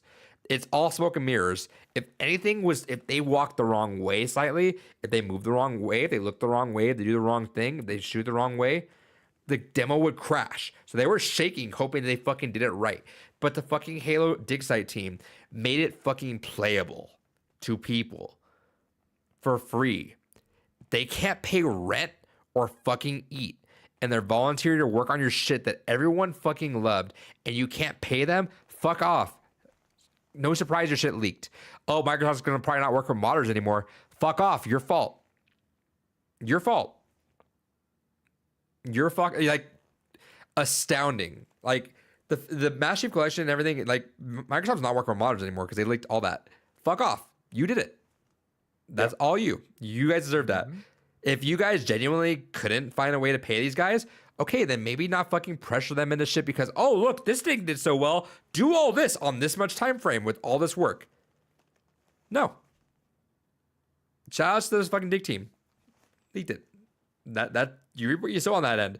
If you guys, as fucking Microsoft Corporation, couldn't afford to fucking like support this small team, you're shit. And I think what was it? Someone mentioned Microsoft will spend millions of dollars on like third-party deals that fall on their fucking face and don't go anywhere, but you can't pay this fucking small team. Fuck off. Actively. I mean, it's small indie studio, Microsoft. I mean, you guys acquire fucking Activision Blizzard, and you can't afford a fucking small team to fucking do this. Yeah, that's why they can't afford it. You don't. It's Microsoft emptied their coppers. I mean, it's not like they do anything else other than gaming. I just don't understand. How do people not understand loss leaders in this fucking thing? Like, you need to build goodwill with your fucking community. This is like the most dire time you guys need to, especially Xbox. Xbox. Let's be honest. We're talking. Adrian, let's be honest. We're talking about Microsoft. They have no concept of loss leaders because they have a fucking PC monopoly where there is no choice. Right, you have Windows. But that's right. But it's so fucking astounding that it's like you guys can use it as a crutch. Again, like fucking people like the Arizona Tea people, right? The fucking Costco. Did you know? I looked this up. Actually, it was funny. The fucking there's 3 CEOs of Costco. The original, the one that was there for a long time, and the new one. The second one suggested, hey, we should probably raise the price of our hot dog and soda combo because it's getting too much. Yeah, Did you know? wasn't it like the other ones? Like I was like, I will fucking kill you if the- you fucking do that. The original CEO said, quoted, "Do not raise that fucking price or I will kill you." He literally death threatened the fucking CEO and said, "Do not do that or I will kill you." And he said, "My bad." Okay. Because why? Because it builds good fucking will. It builds goodwill. If the fucking, and there was a college student that went in and ate hot dogs all for a week. If the college student who has the fucking membership can do that for a week, okay, cool. You guys got goodwill and you guys got a cool story out of that. That, hey, your fucking combo got a college student through a week of food. Build loss leaders. Like if this fucking volunteer group of people were building your shit that you couldn't afford to do on your fucking own, maybe throw them fucking money so they can afford rent. For fuck's sake, dude. If they were doing such a great job, I would have said, what job are you doing? Cool. Come on our team and we'll pay for that. But no, we can't afford that. Because we gotta go buy some exclusive thing for the studio to fucking do on this thing. Like, fuck off. Like, Halo is your number one IP. You should be spoiling the fuck out of anything. If I was running this shit and I saw that, hey, we're getting a lot of media coverage for this old Halo 2 demo that this group of volunteers made, come aboard. You know, and actually I want to mention something else too in a second, but I'm gonna talk shit to them in a second. Valve does that. Hey, Valve just outright fucking hires people. Black gives them Mesa? jobs. Black Mesa, be us. Shut up and take our money. Yeah, no, shut up and we'll give you money because you will give us money, right? Symbiotic relationship, do that. It's astounding. I'm sorry, but the stuff that came from League is absolutely astounding. Fuck Microsoft. You guys deserve that. Now, guess what? The community is going to work over all your shit for you and do a better job than you guys at it. Oh well, GG's. And it's for free. Fuck off. I'm sorry about the title. You guys have anything to say on that? I love Halo, and I'm just so bummed out at where we're at with that. David knows you've been on the journey with me. I had, yeah. You've said everything I would have had to say about this, honestly. You are the one that will go on the since the beginning has always had a David's rant. You are the one that go on a tirade about companies. I really don't give a shit too much, but this one triggered me to a point where I'm like, it's just, again, as someone that just fanboyed out about a company in Hollywood, listening to fucking fans and making a solid movie that was well received by both critics and fans and doing well progressively. Listen, but no, go acquire another studio and waste more money instead of paying the fans to fucking do shit. Because guess what? Now you lost all your data. Guess what? We're gonna fix it ourselves. Fuck off.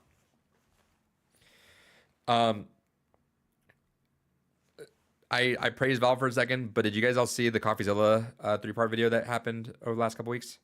Yeah, I watched through all that, and I mean, he's not saying anything. Kels, have you seen it? Go ahead. This is the CS:GO gambling Yeah. one? Yeah. Okay, so sorry, David, go ahead. No, I mean, he isn't saying anything that isn't like new. Ever since Valve introduced the whole concept of hats in TF2 and started that whole money, I don't want to say laundering directly, but basically extra money revenue source for Valve. Everyone's been using that platform and abusing it for so many purposes. Against a bunch of kids that will eventually develop really bad gambling habits and not ever get out of that. Well, for PUBG for a while, I was playing that whenever it first came out on PC, and I had one of those the pre-order outfits for it, the player unknown outfit, and I didn't unpackage it, and I was able to sell it for a few $100. It was one of those crazy things where it's like, okay, this is all of a sudden worth a shit ton of money on the Steam marketplace. All right, let me hawk it off. Yeah, I don't give a shit about skin. That's fine. Take it. Yeah. But, and I've said this on the podcast. Steam is fantastic. I just don't like how much everyone just like flocks to Steam so much. I wish people would like. And again, I don't like Epic as much, but like I wish people would just start. More people should be using GOG, and more people should be using Itch. Yeah, but even then, I would love for more people to even just drift off and just use Epic. I want people to stop using Steam so much because they're not just the goody two shoe. We work for the gamers, all that stuff. That's been long gone for ages now, and it's kind of scum. It's very scummy how they can stop all this whenever they want and still be extremely profitable, but they won't. I mean, here's the catch-22. So I do think that it is scummy what that Valve kind of turns a blind eye to it. But however, there's also been another report that's come out. Valve employees are paid more than Amazon, Netflix, and basically like 5 other tech companies combined on average per employee. I'm sure that Valve fucking pays their people. yeah, and I'm sure. And again, And it's kind of one of those things that, to be fair to them, they've also gone ahead and they were the first to go ahead and give the market a very stable, sustainable digital distribution that is unified. But however, my own personal thoughts is I don't like that even though you can technically get air quotes DRM free games on Steam, they're only DRM free if you know specifically what games you can manually repackage and then self redistribute later. I hate that there's no option like a GOG or like an itch where you can just, aside from the platform itself, go ahead, grab the individual thing. That's why I don't like Epic. One, Epic does a metric fuck ton of data harvesting. Fuck Epic for that alone. But however, two, I don't think it's an actual competitor to Steam. The only thing that keeps Epic afloat is 1, Fortnite, and 2, they have a game engine that people keep forgetting. And Alan Wake 2. Yes, Alan Wake 2, which just finally has broke even. Congratulations. So I want to, right, I as someone, really real quick to finish my statement. Oh yeah, go All ahead, right, go ahead. No, you're good. No, you go ahead. No, I just want to say it. I also support that, even though on the screen you saw me for a second pull up Epic Games so I get the free game this year. Sorry, go ahead.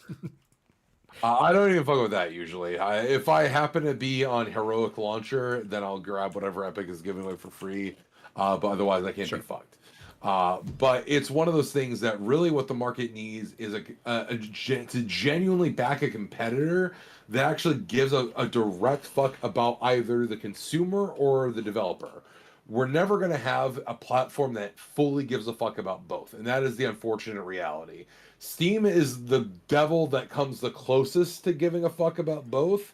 And that is why they also continue to be successful. But, however, you basically have 2 options if you actually are on one camp or the other. If you care about being a consumer, GOG is the way you go. Because GOG, well, even sometimes games you get refunds for, they'll still let you just keep in your library. They'll just give you your money back and be like, oh, shit, sorry, whatever, keep the game, who cares? But everything that you buy on GOG, you can download and just do what I do. You store it on your home server for whatever purpose you want, but you can go ahead and everything you purchase is DRM free. You throw it on your home server, distribute it. Or if you're a developer, Itch gives you insane control over everything around your profit margins, gives a lot of different means for developers to interact with their fans. Itch is a phenomenal developers platform. It's, as a consumer, a disgusting, chaotic mess to navigate unless you have specific developers that you follow or specific games that you follow. It is a nightmare to try to find anything on that platform. Steam has it down. We're talking about the fucking marketplace, which they can run off of and be fine. Why do we need to be encouraging these fucking, again, and they have on that Coffee Zilla video on the part 3 where they really just go on Valve. You see even Gabe Newell like and the whole team like really stumble at their words because they don't know what to reply with because they do know what they're doing. Like they can act like they don't. They know data wise. They know exactly what they're doing. Yeah, there's no way they don't have the data. They do. Like Gabe Newell has said. Gabe Newell said we have a bunch of fucking data. Like we have a ton of data. That's what we really have a bunch of that. But like they're promoting these gambling habits and this fucking weird like thing, and they could stop it. They can kill it right the fuck now, but they won't. And again, sure, it's fantastic. It's free tendies. Yeah, it's fantastic on free tendies on the backs of what? A bunch of kids that have terrible gambling habits because they learn what the loot boxes do and they learn how it is to spin these things. So like, but however we could do that, but is it worth it if we're really fucking up like this entire generation, really like enabling that? And it's not even enabling that. It'd be different if it's like we're enabling that, but that's our only source of income. we're enabling that, and it's only a very small portion of that. Like really, again, their meat and potatoes come from the fucking marketplace. And here's the thing: is it ultimately comes down to I like CoffeeZilla's work a lot. I actually really enjoy his content, and I like the light he shines. And I don't disagree with the sentiment of Valve can do better, but however, it is also one of those disingenuous lights considering everything that's going on with EA, everything that's going on with Activision, with every other company that goes ahead and tries to do shit with loot boxes, just full stop. I mean, again, Well, as much as I'm you're not a not wrong. Balatro fan, well, and as much as I'm not a Balatro fan, I still think it's fucked that in the EU, Balatro has an 18 plus rating because it's too much like poker. Meanwhile, they don't bat an eye at going ahead and letting kids literally gamble on fucking loot boxes in FIFA and will put a fucking age 3 rating on anything involving literal fucking gambling. I was telling Kels that I will be a little bit of a hypocrite here and say I was telling Kels that I do miss loot boxes in Overwatch because I had all the shit I needed and it was literally I had every skin I ever needed and it was fine. Now it's like I have to pay $20 for a skin now and I'm like fuck that. Yeah, because those loot boxes, we were smart enough to at least not buy them. It was like, oh, I can just earn these. I'm good. Mm-hmm. I earn that shit all the time. Like at the beginning you spend a little bit of money, but by the time you start steamrolling that shit, you just have so much. That's like yeah, if you're but that to me is kind of like rewarding your active player base. If someone's playing religiously, give them all the shit they want because they're building up your player count. Again, lost leaders. But I will say to that, David, you're right. He does focus on Valve when a lot of people are doing it, but remember that this all spurred up because he was offered money to find shit on another CS:GO thing. Yeah. Which is why he was like, all right, well, let me dive in because of that. Which again, the fact that you have companies like that really attacking each other, like putting bounty money out again, Literally sending fucking squads to sit out someone's house and fucking harass them. Valve can stop that in the next 5 minutes and still be incredibly wealthy, but they won't. And the other caveat being that Valve is still privately owned. Yes. So it's not like they have to report to shareholders. I get it. Fucking the day that Lord fucking Gaben passes away is gonna be a wild and horrific fucking day in Valve history. Because who knows what floodgates are gonna fucking open when that happens. Yeah, I respect Gabe Newell, but it's just I really lost a lot of goodwill with him just like knowing you could do that because he even says he's like every employee can really do something by the beginning of the day to the end of the day. You have an effect on things. You can really piss off 100 people as a single employee, and that's kind of on you. But I don't know. It's unfortunate because Valve really could just do a right thing, but they just don't. And then being privately owned, yeah, they really just fuck off when it comes to media stuff. They're like, all right, bad news. I don't give a shit. I don't reply to it. You're fine. Kel's anything to say on that? Nah, I'm not really. I mean, it's just Kel's back here like, fuck, that's my money though. He's running a casino himself.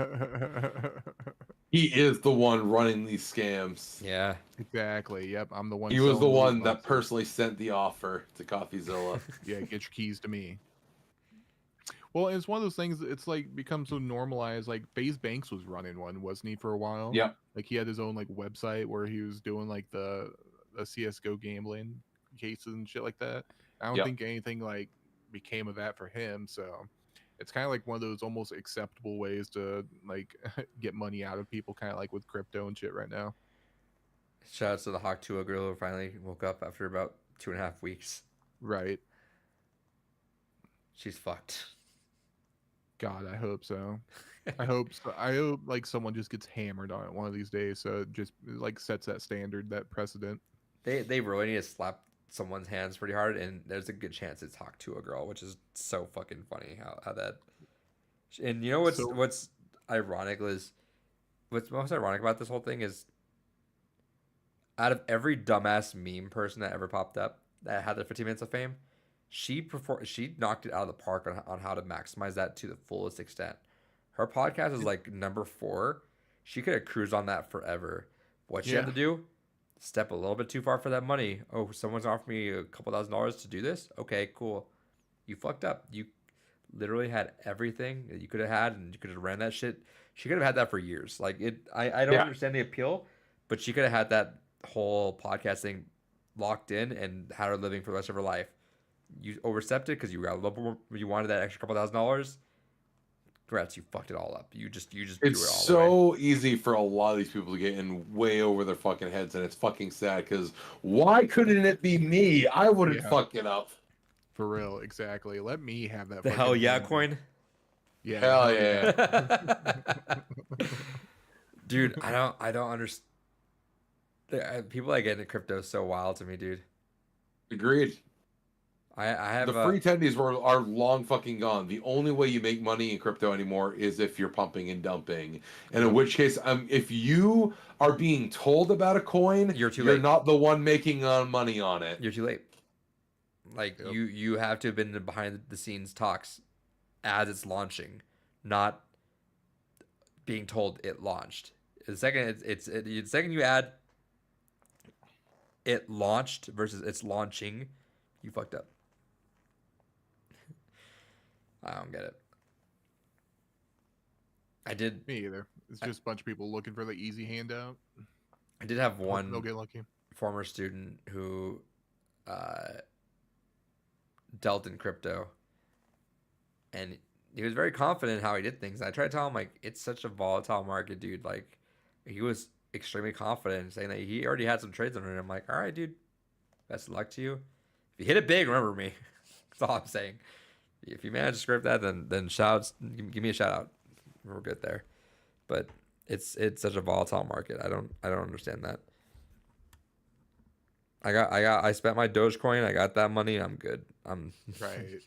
never again. Like, I got in while the getting was good. Dude, dude. I'm like the only person I feel like that spent just a small amount of money and is down with it. I'm good. I kick myself for not fucking believing the GameStop bullshit. I had a grand I could have fucking dropped on that. You know what's so funny is you know how it spiked again like earlier this year? Yeah. I was literally telling someone that prior weekend about that GameStop stuff, and I'm like, I'm so fucking mad. I should just put money into GameStop. I should have fucking did it. And I swear to God, that Monday or Tuesday it spiked, and I'm extremely mad about that. I'm like, dude, twice it evaded me. It's crazy, David. Like there are people who just memed out and made $1 million off that. Yeah, for real. Ridiculous. And got a movie made or about them. Yeah. I was I don't hoping have a movie made about me. It's bullshit. I know. What the fuck? Come on. get that. You gotta make the hell yeah coin and go off to the moon. No, I have too much ethics to make a fucking crypto coin. How much money I'd be offered to drop that? You can't offer me any You're money a to make sellout. You crypto tell me. coin. You say all the time you'll sell out. Yeah, for but I stuff. still have I am chaotic lawful. I have a weird set of fucking morals that I follow strictly. Good luck fucking guessing where I draw the line though. On OnlyFans. That there is enough. There's money you could pay for that. You're welcome to try and figure out what that total is, but I could be fucking swayed. I'm gonna tell a story because I fucking love telling it so much. I'm sorry, but we have a friend who did the Fiverr. I hope I can't do this story every time I say this, because I don't think you're on this podcast, and we were talking. I told this last. Did you ever hear about a friend who did Fiverr and did the DDR songs? Oh no. Okay, fantastic. I love telling this story. He would hate it if I told this again, but it's the funniest story of all time to me. Fiverr, when it was truly just Fiverr, it was not like Fiverr and go on there and spend a couple $100. He would go on there and he would just do DDR requests. He's a heavy set dude, but he's really fucking good at DDR. And he'd be like, all right, I would just DDR request. So whatever song you want, I would just play it and knock it out in DDR. And he was doing that a little bit, just made the tiniest amount of cash, but enough that he would just do it. And then one day he gets a private message saying, hey, do this song. He's like, all right. He's like, I'll pay you more if you do it naked. And he freaked out, closed his account, and got out of there forever. You should have asked how much. Yeah, it's so fucking funny that you're like, oh, it's skedaddled. Plot twist absolutely. goes That's a how Adrian. much. Fuck it. Yeah, David would have asked how much. How much for that, David? Ooh. At least a few thousand minimum. Because some random guy on the internet is gonna have his video of you forever. That's fine. I'll have a few thousand minimum. Passes it down to his kids. I'll send it to you in multiple formats. I don't give a fuck. What do you need? Do you want it uncompressed? Do you want it MP4? WMV? Yeah, I'll send it to you in fucking HEVC fucking codec. Let's go. I'll remaster it for you. I don't give a shit. Oh man, David. Any other news stories we got? It's been so fucking long since we Anything prominent you want to talk regularly. about? Speaking of itch.io, because I don't think we talked about this. Shout outs to an AI bot taking down their fucking website for a copyright claim that was not valid. Yeah, it was with Funko Pop. Yeah, with Funko Pop, that's right. Shout outs to bullshit Funkos accidentally fucking taking down itch.io over shitty copyright bullshit. What cuckery of the highest fucking caliber. Fuck your Funko Pops, Adrian. Yeah, and then there's Your like, Funko... Didn't you say Your you were the one Funko buying the Pops. Funko game? No? You I mean, did. I was curious about it, but You were easily the most curious. I haven't about bought it. I bought over No. the span of like the last like 3 years. I bought maybe 1 or 2 Funko Pops. I think. Your Funko Pops contributed to taking money out of indie developers' pockets. You starved an indie developer. How does it make you feel? You made some kids start a gambling addict. Yeah. So Yeah. we're at impasse now. It's got to learn one day. This is the real world, kid. We put it all on red here, son. I will say, I've always wanted to do the whole I just throw it all on green. And I had when I was in Vegas, a friend forgot her $20 voucher that she was gambling with. She's like, if you want to take it. So I went to it. I almost did it, but I was like, I mean, I want to get a couple games in, so I'll bet it on red. It landed on green. I was like, you motherfucker. You motherfucker. Should have put it on fucking green. Oh man. I think that's about it then, unless we got something else to talk about. I don't think there's anything too big. Yeah, I like, can't. I think all Okay. this shit started leaking about the Switch too, right? Yes, we've started getting some actual pictures of it leak Well, online. Because And, the like, a fucking picture of the logo too. Yeah. third party people or the accessory people are like, fucking get on it, bro. We need to sell some shit. So they started leaking it themselves, which I again, shout out to them. Nintendo, get on your shit. Like, why have we not announced it yet? I didn't know. They wanted the holiday sales for the Switch. Yeah, like D-Brand straight up was just like, yeah, here's the case that we're making for it. Yep. And then I forget where. I think it was like straight from the factory. They're like leaking pictures of, like the back Yep. of it, like the specific like specifications, like how the Yeah, the joy-con actual connects prototype and models are everything. getting leaked. When do you guys think we're getting this reveal? That's what I was wondering too, because like one of the Pokemon leaking account, is it Centro? Centro. Yep, was Centro posting talked about this. About it. Yeah. It sounds like around like January, February, because it looks like we're aiming for like a late sprummer kind of launch. Oh, that'd be so hype. Launch in like May or something. That'd be so cool. Yeah, like May, June is sounds like is when it's gonna launch. But when do you think we see it though? According to the leaks around January, February. Yeah, I'm calling January. It has to be January. I think February we're getting too far in. But you know Nintendo, they only like to show things off like 6 months before they're about to release it. Yeah, but I just think. Well, that's what I'm saying. Is January give you the most leeway? I don't know, right? Is there anything else big going on in January? Because I feel like they also try to avoid anything else. And If I I recall, don't know. there's usually a big direct either in January, February, I forget which. I thought it was usually February. I actually thought it was January. Let me go check really quick. Oh, really quick before I say that, shout out to Cheap Ass Gamer who posts the thing saying, GameStop employees need to check what inventory is coming in to see if their store is closing. Hell yeah. That's so ridiculous. And all you do is, if you check up what inventory is coming, all you see is a store closing kit description. That's disheartening. Imagine that. Womp womp. YouTube, Nintendo Direct. Yeah, it's basically a just slightly beefier Switch, which is all it needed to be honest. So Yeah, no shit. And the dock looks really cool. The dock has like rounded like corners to it. I posted a picture in the Discord, and it's literally just Nintendo Switch, and it has the Switch icon, but 2 next to it. good. I think Nintendo Switch 2 is a smart way to say it. Don't know that's Wii U shit. Um, The Nintendo Switch U. Could you imagine? as I'm doing this, David, you want to hear a funny story? Always. DSP bought a $200 mic arm and spent an hour and a half setting it up and broke it. Jesus Christ. He got mad there weren't instructions in the box, even though you could just look up instructions online. Twist it. He had a extender. He didn't know what he was doing. He twisted the wrong way. He continued to twist it. He made it even worse, constantly trying. He's like, I think I broke it. He kept trying to switch it that way.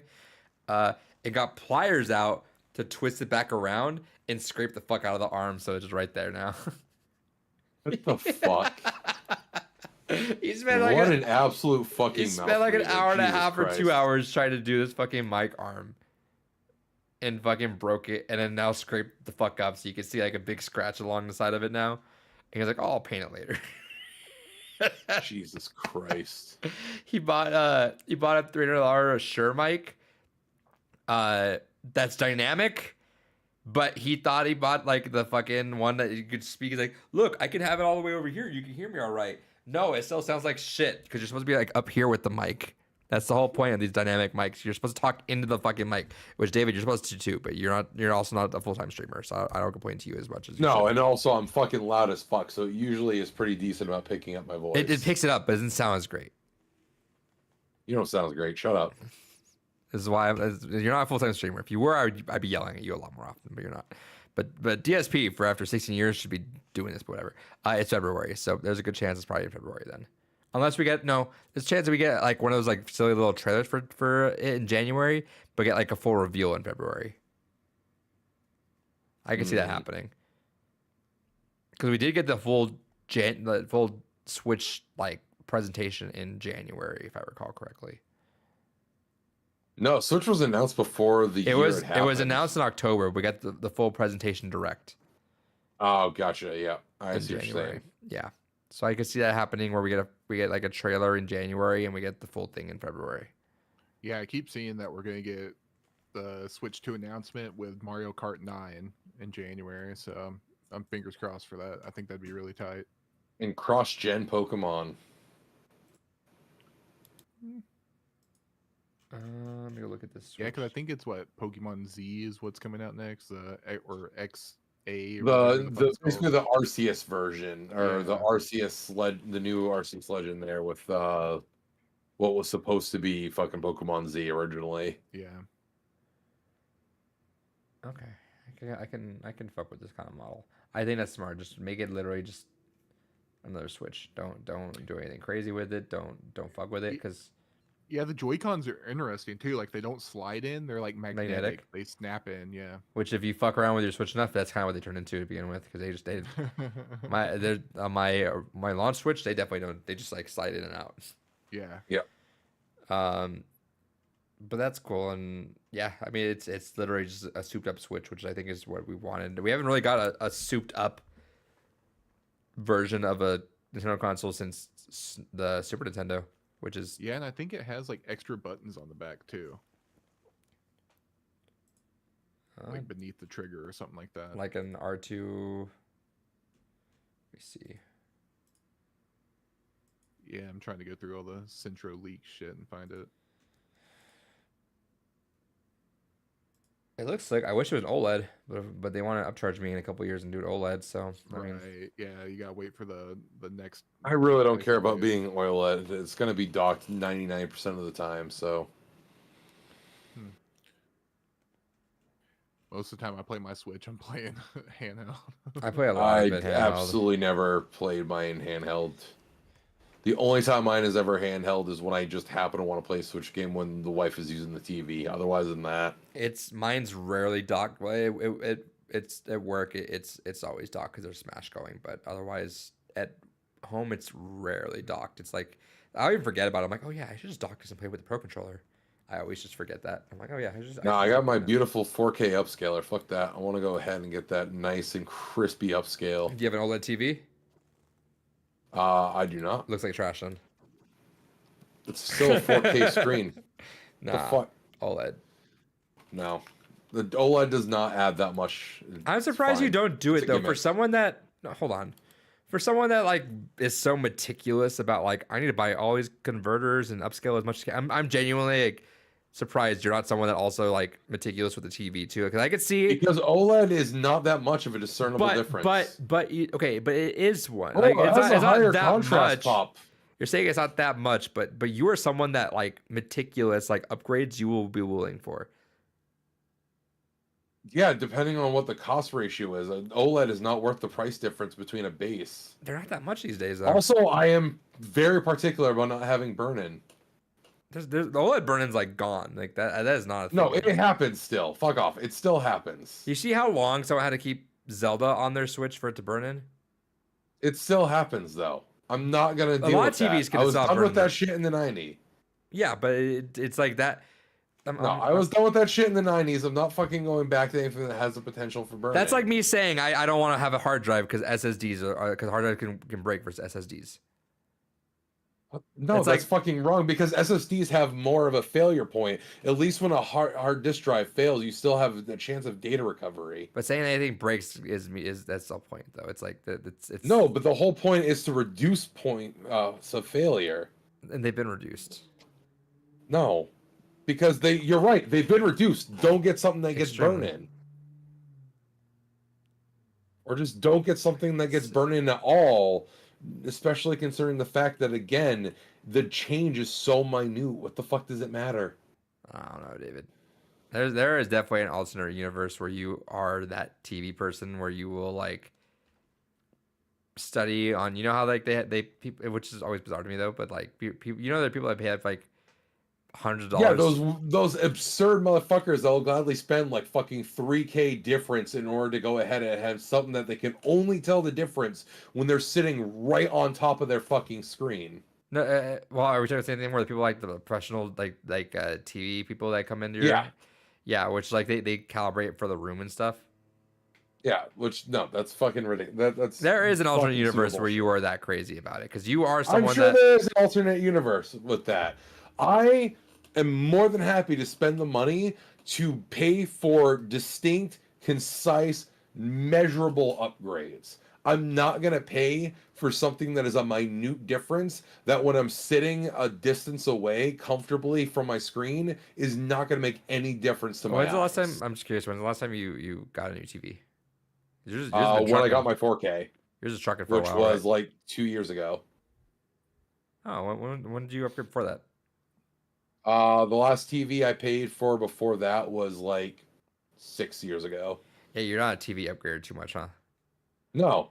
Again, I buy something, I get it that lasts forever, or I get something that is consistent high end at the time, and then it just lasts forever. So Like, then, when in like 4 or 5 years, let's say the prices are negligible. Like let's say they're equivalent. You're not getting OLED. You get LED over an OLED if they're the exact same price. yeah, because it's not gonna have burn-in. It's not gonna have burn-in. It's not gonna have Exactly. burn-in. If I don't buy the OLED, I can it's not gonna promise have a you the chance to OLED burn-in. won't have burn-in, David. You do not keep anything on your TV that much to have burn-in. It still has a chance for burn-in. The point that it can happen is the point. Yeah, you hear me clicking. Hold on. The point What's that the it can statistic? happen is the point.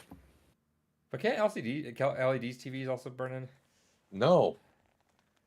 At most, what can happen, which is going to happen with any potential TV screen, is some of the either pixels could die or the bulbs could completely die, which that's going to happen on any screen anyways. Yeah, no, burn-in was a big thing with plasma. That was like Yeah. a big Yeah. reason why everything was Plasma supposed to and be original tube LCD. TVs. Yeah.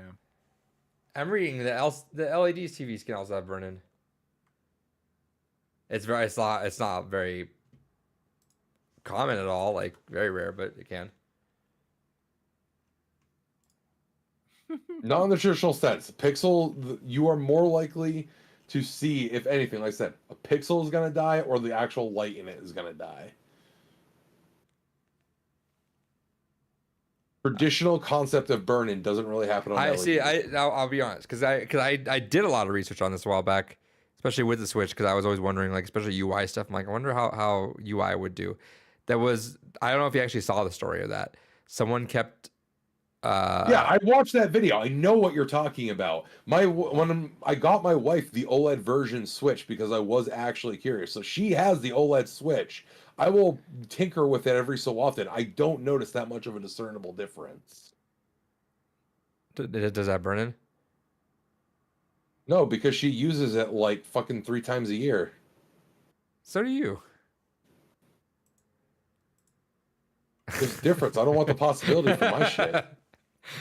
David, you're bizarre sometimes. Some of the stuff, so weird. Like I said, chaotic lawful. Where I draw the line is always going to keep you guessing.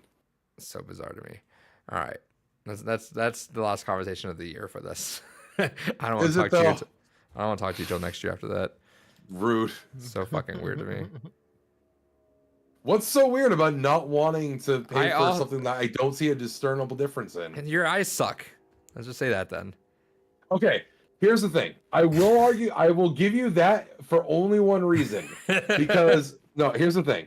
So, I got into a playful argument with my partner a week or so ago, because we were looking at a fabric she was using for a crafting project, and I'm like, "Oh, what's that yellow fabric you're using?" And it She's like, wasn't "No, yellow. it's mustard." Yeah. And I'm like, "No, what the fuck do you mean mustard? It's fucking yellow." And she's like, "No, there's no orange in this at all. It is yellow." And so I hold it up next to the cat, and I'm like, "It's like the cat is orange. This is like still a shade that could maybe be confused for it, but it's still yellow at the end of the day." And we had like a playful but heated argument. That I always spilled up on over the to couch one night. but it spilled into the fact that like I even actually reached out to her friends because she went to art school, and that wasn't a warning enough that I was wrong. But then I had to go ahead and enlist her friends because I'm like, no, I know I'm right on this. Someone else is gonna see it. And what I did was fucking Arrow, bless his chunky little heart, was a very patient cat for this. I laid the fabric across him, and I laid a Lysol bottle across him. And I'm like, okay, look at the cat, look at the fucking fabric, and look at the Lysol bottle. It is closer to the Lysol bottle than it is the cat. To which I got told by everyone, no, it's basically orange. It's just a different shade of orange. So I understand I maybe don't have the greatest in terms of color receptors in my eyeballs. But again, Maybe a all the little bit more reason I colorblind. don't give a fuck about why Okay, OLED, so we because could I we don't could see cap the it. difference. Instead of you saying that, you could say I am marginally colorblind, therefore extra I'm not. colors don't matter. No, I'm not colorblind. It's just, I don't notice the distinct pops of very distinct colors. I'm not I will colorblind. go to my grave saying that fucking fabric I'm was not. yellow. I don't I'm give a not fuck. colorblind. I just can't tell the difference in these colors, even though I was told by students who Mustard studied isn't this. a real color. It's a food condiment anyways. I don't Fuck know. off. Kendrick yelled it a couple times. I'm pretty sure it's real. He made it real. Yeah. Shout out to DJ Mustard. All right. Well, now that All imaginary. we're gonna end 2024 off with David admitting he was wrong. I've never said I was wrong. What the fuck are you talking about? You asked our students and they were told you're wrong. Because here's the thing, David. I want you to understand. Because you can't enlist people and say Am I right or wrong? Because if they said you were right, you would flaunt it all over every day for the rest of your life. You'd say I was right. They told you were wrong, therefore you can't turn that on. I know you're a stubborn ass wants to smile and say I absolutely can. This is my rules. It's not. You can't. Get out of my head. You can't fucking use I know my you too own well. logic against me. I know you too well. This is an issue. So shout outs to Mustard. Fuck Shout the out. police. I do what I want. Thanks for listening.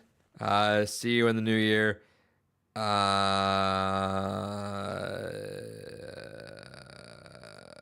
I don't know what else to say. Rob banks, commit crime, Leak Halo data. leak Yeah. Halo, leak all game data. Just Well, leak not it all. they're good developers. They're nice No, developers. Let them do what they're if doing. it's not an indie developer, fuck them. They did nothing to warrant your dedication. Don't harm indie developers, but if you work for anything that quantifies as a corporation, fuck them. They do nothing to deserve your loyalty. What's indie though? Like You Remedy, know what? Smaller Remedy, than Dave the Diver. You know, just like is smaller than Remedy that. being yelled at by you too, even though they're just doing their thing, making. I think at this point they are definitely not considered indie. So. They don't fuck with Remedy. Fuck with the Remedy. Who cares?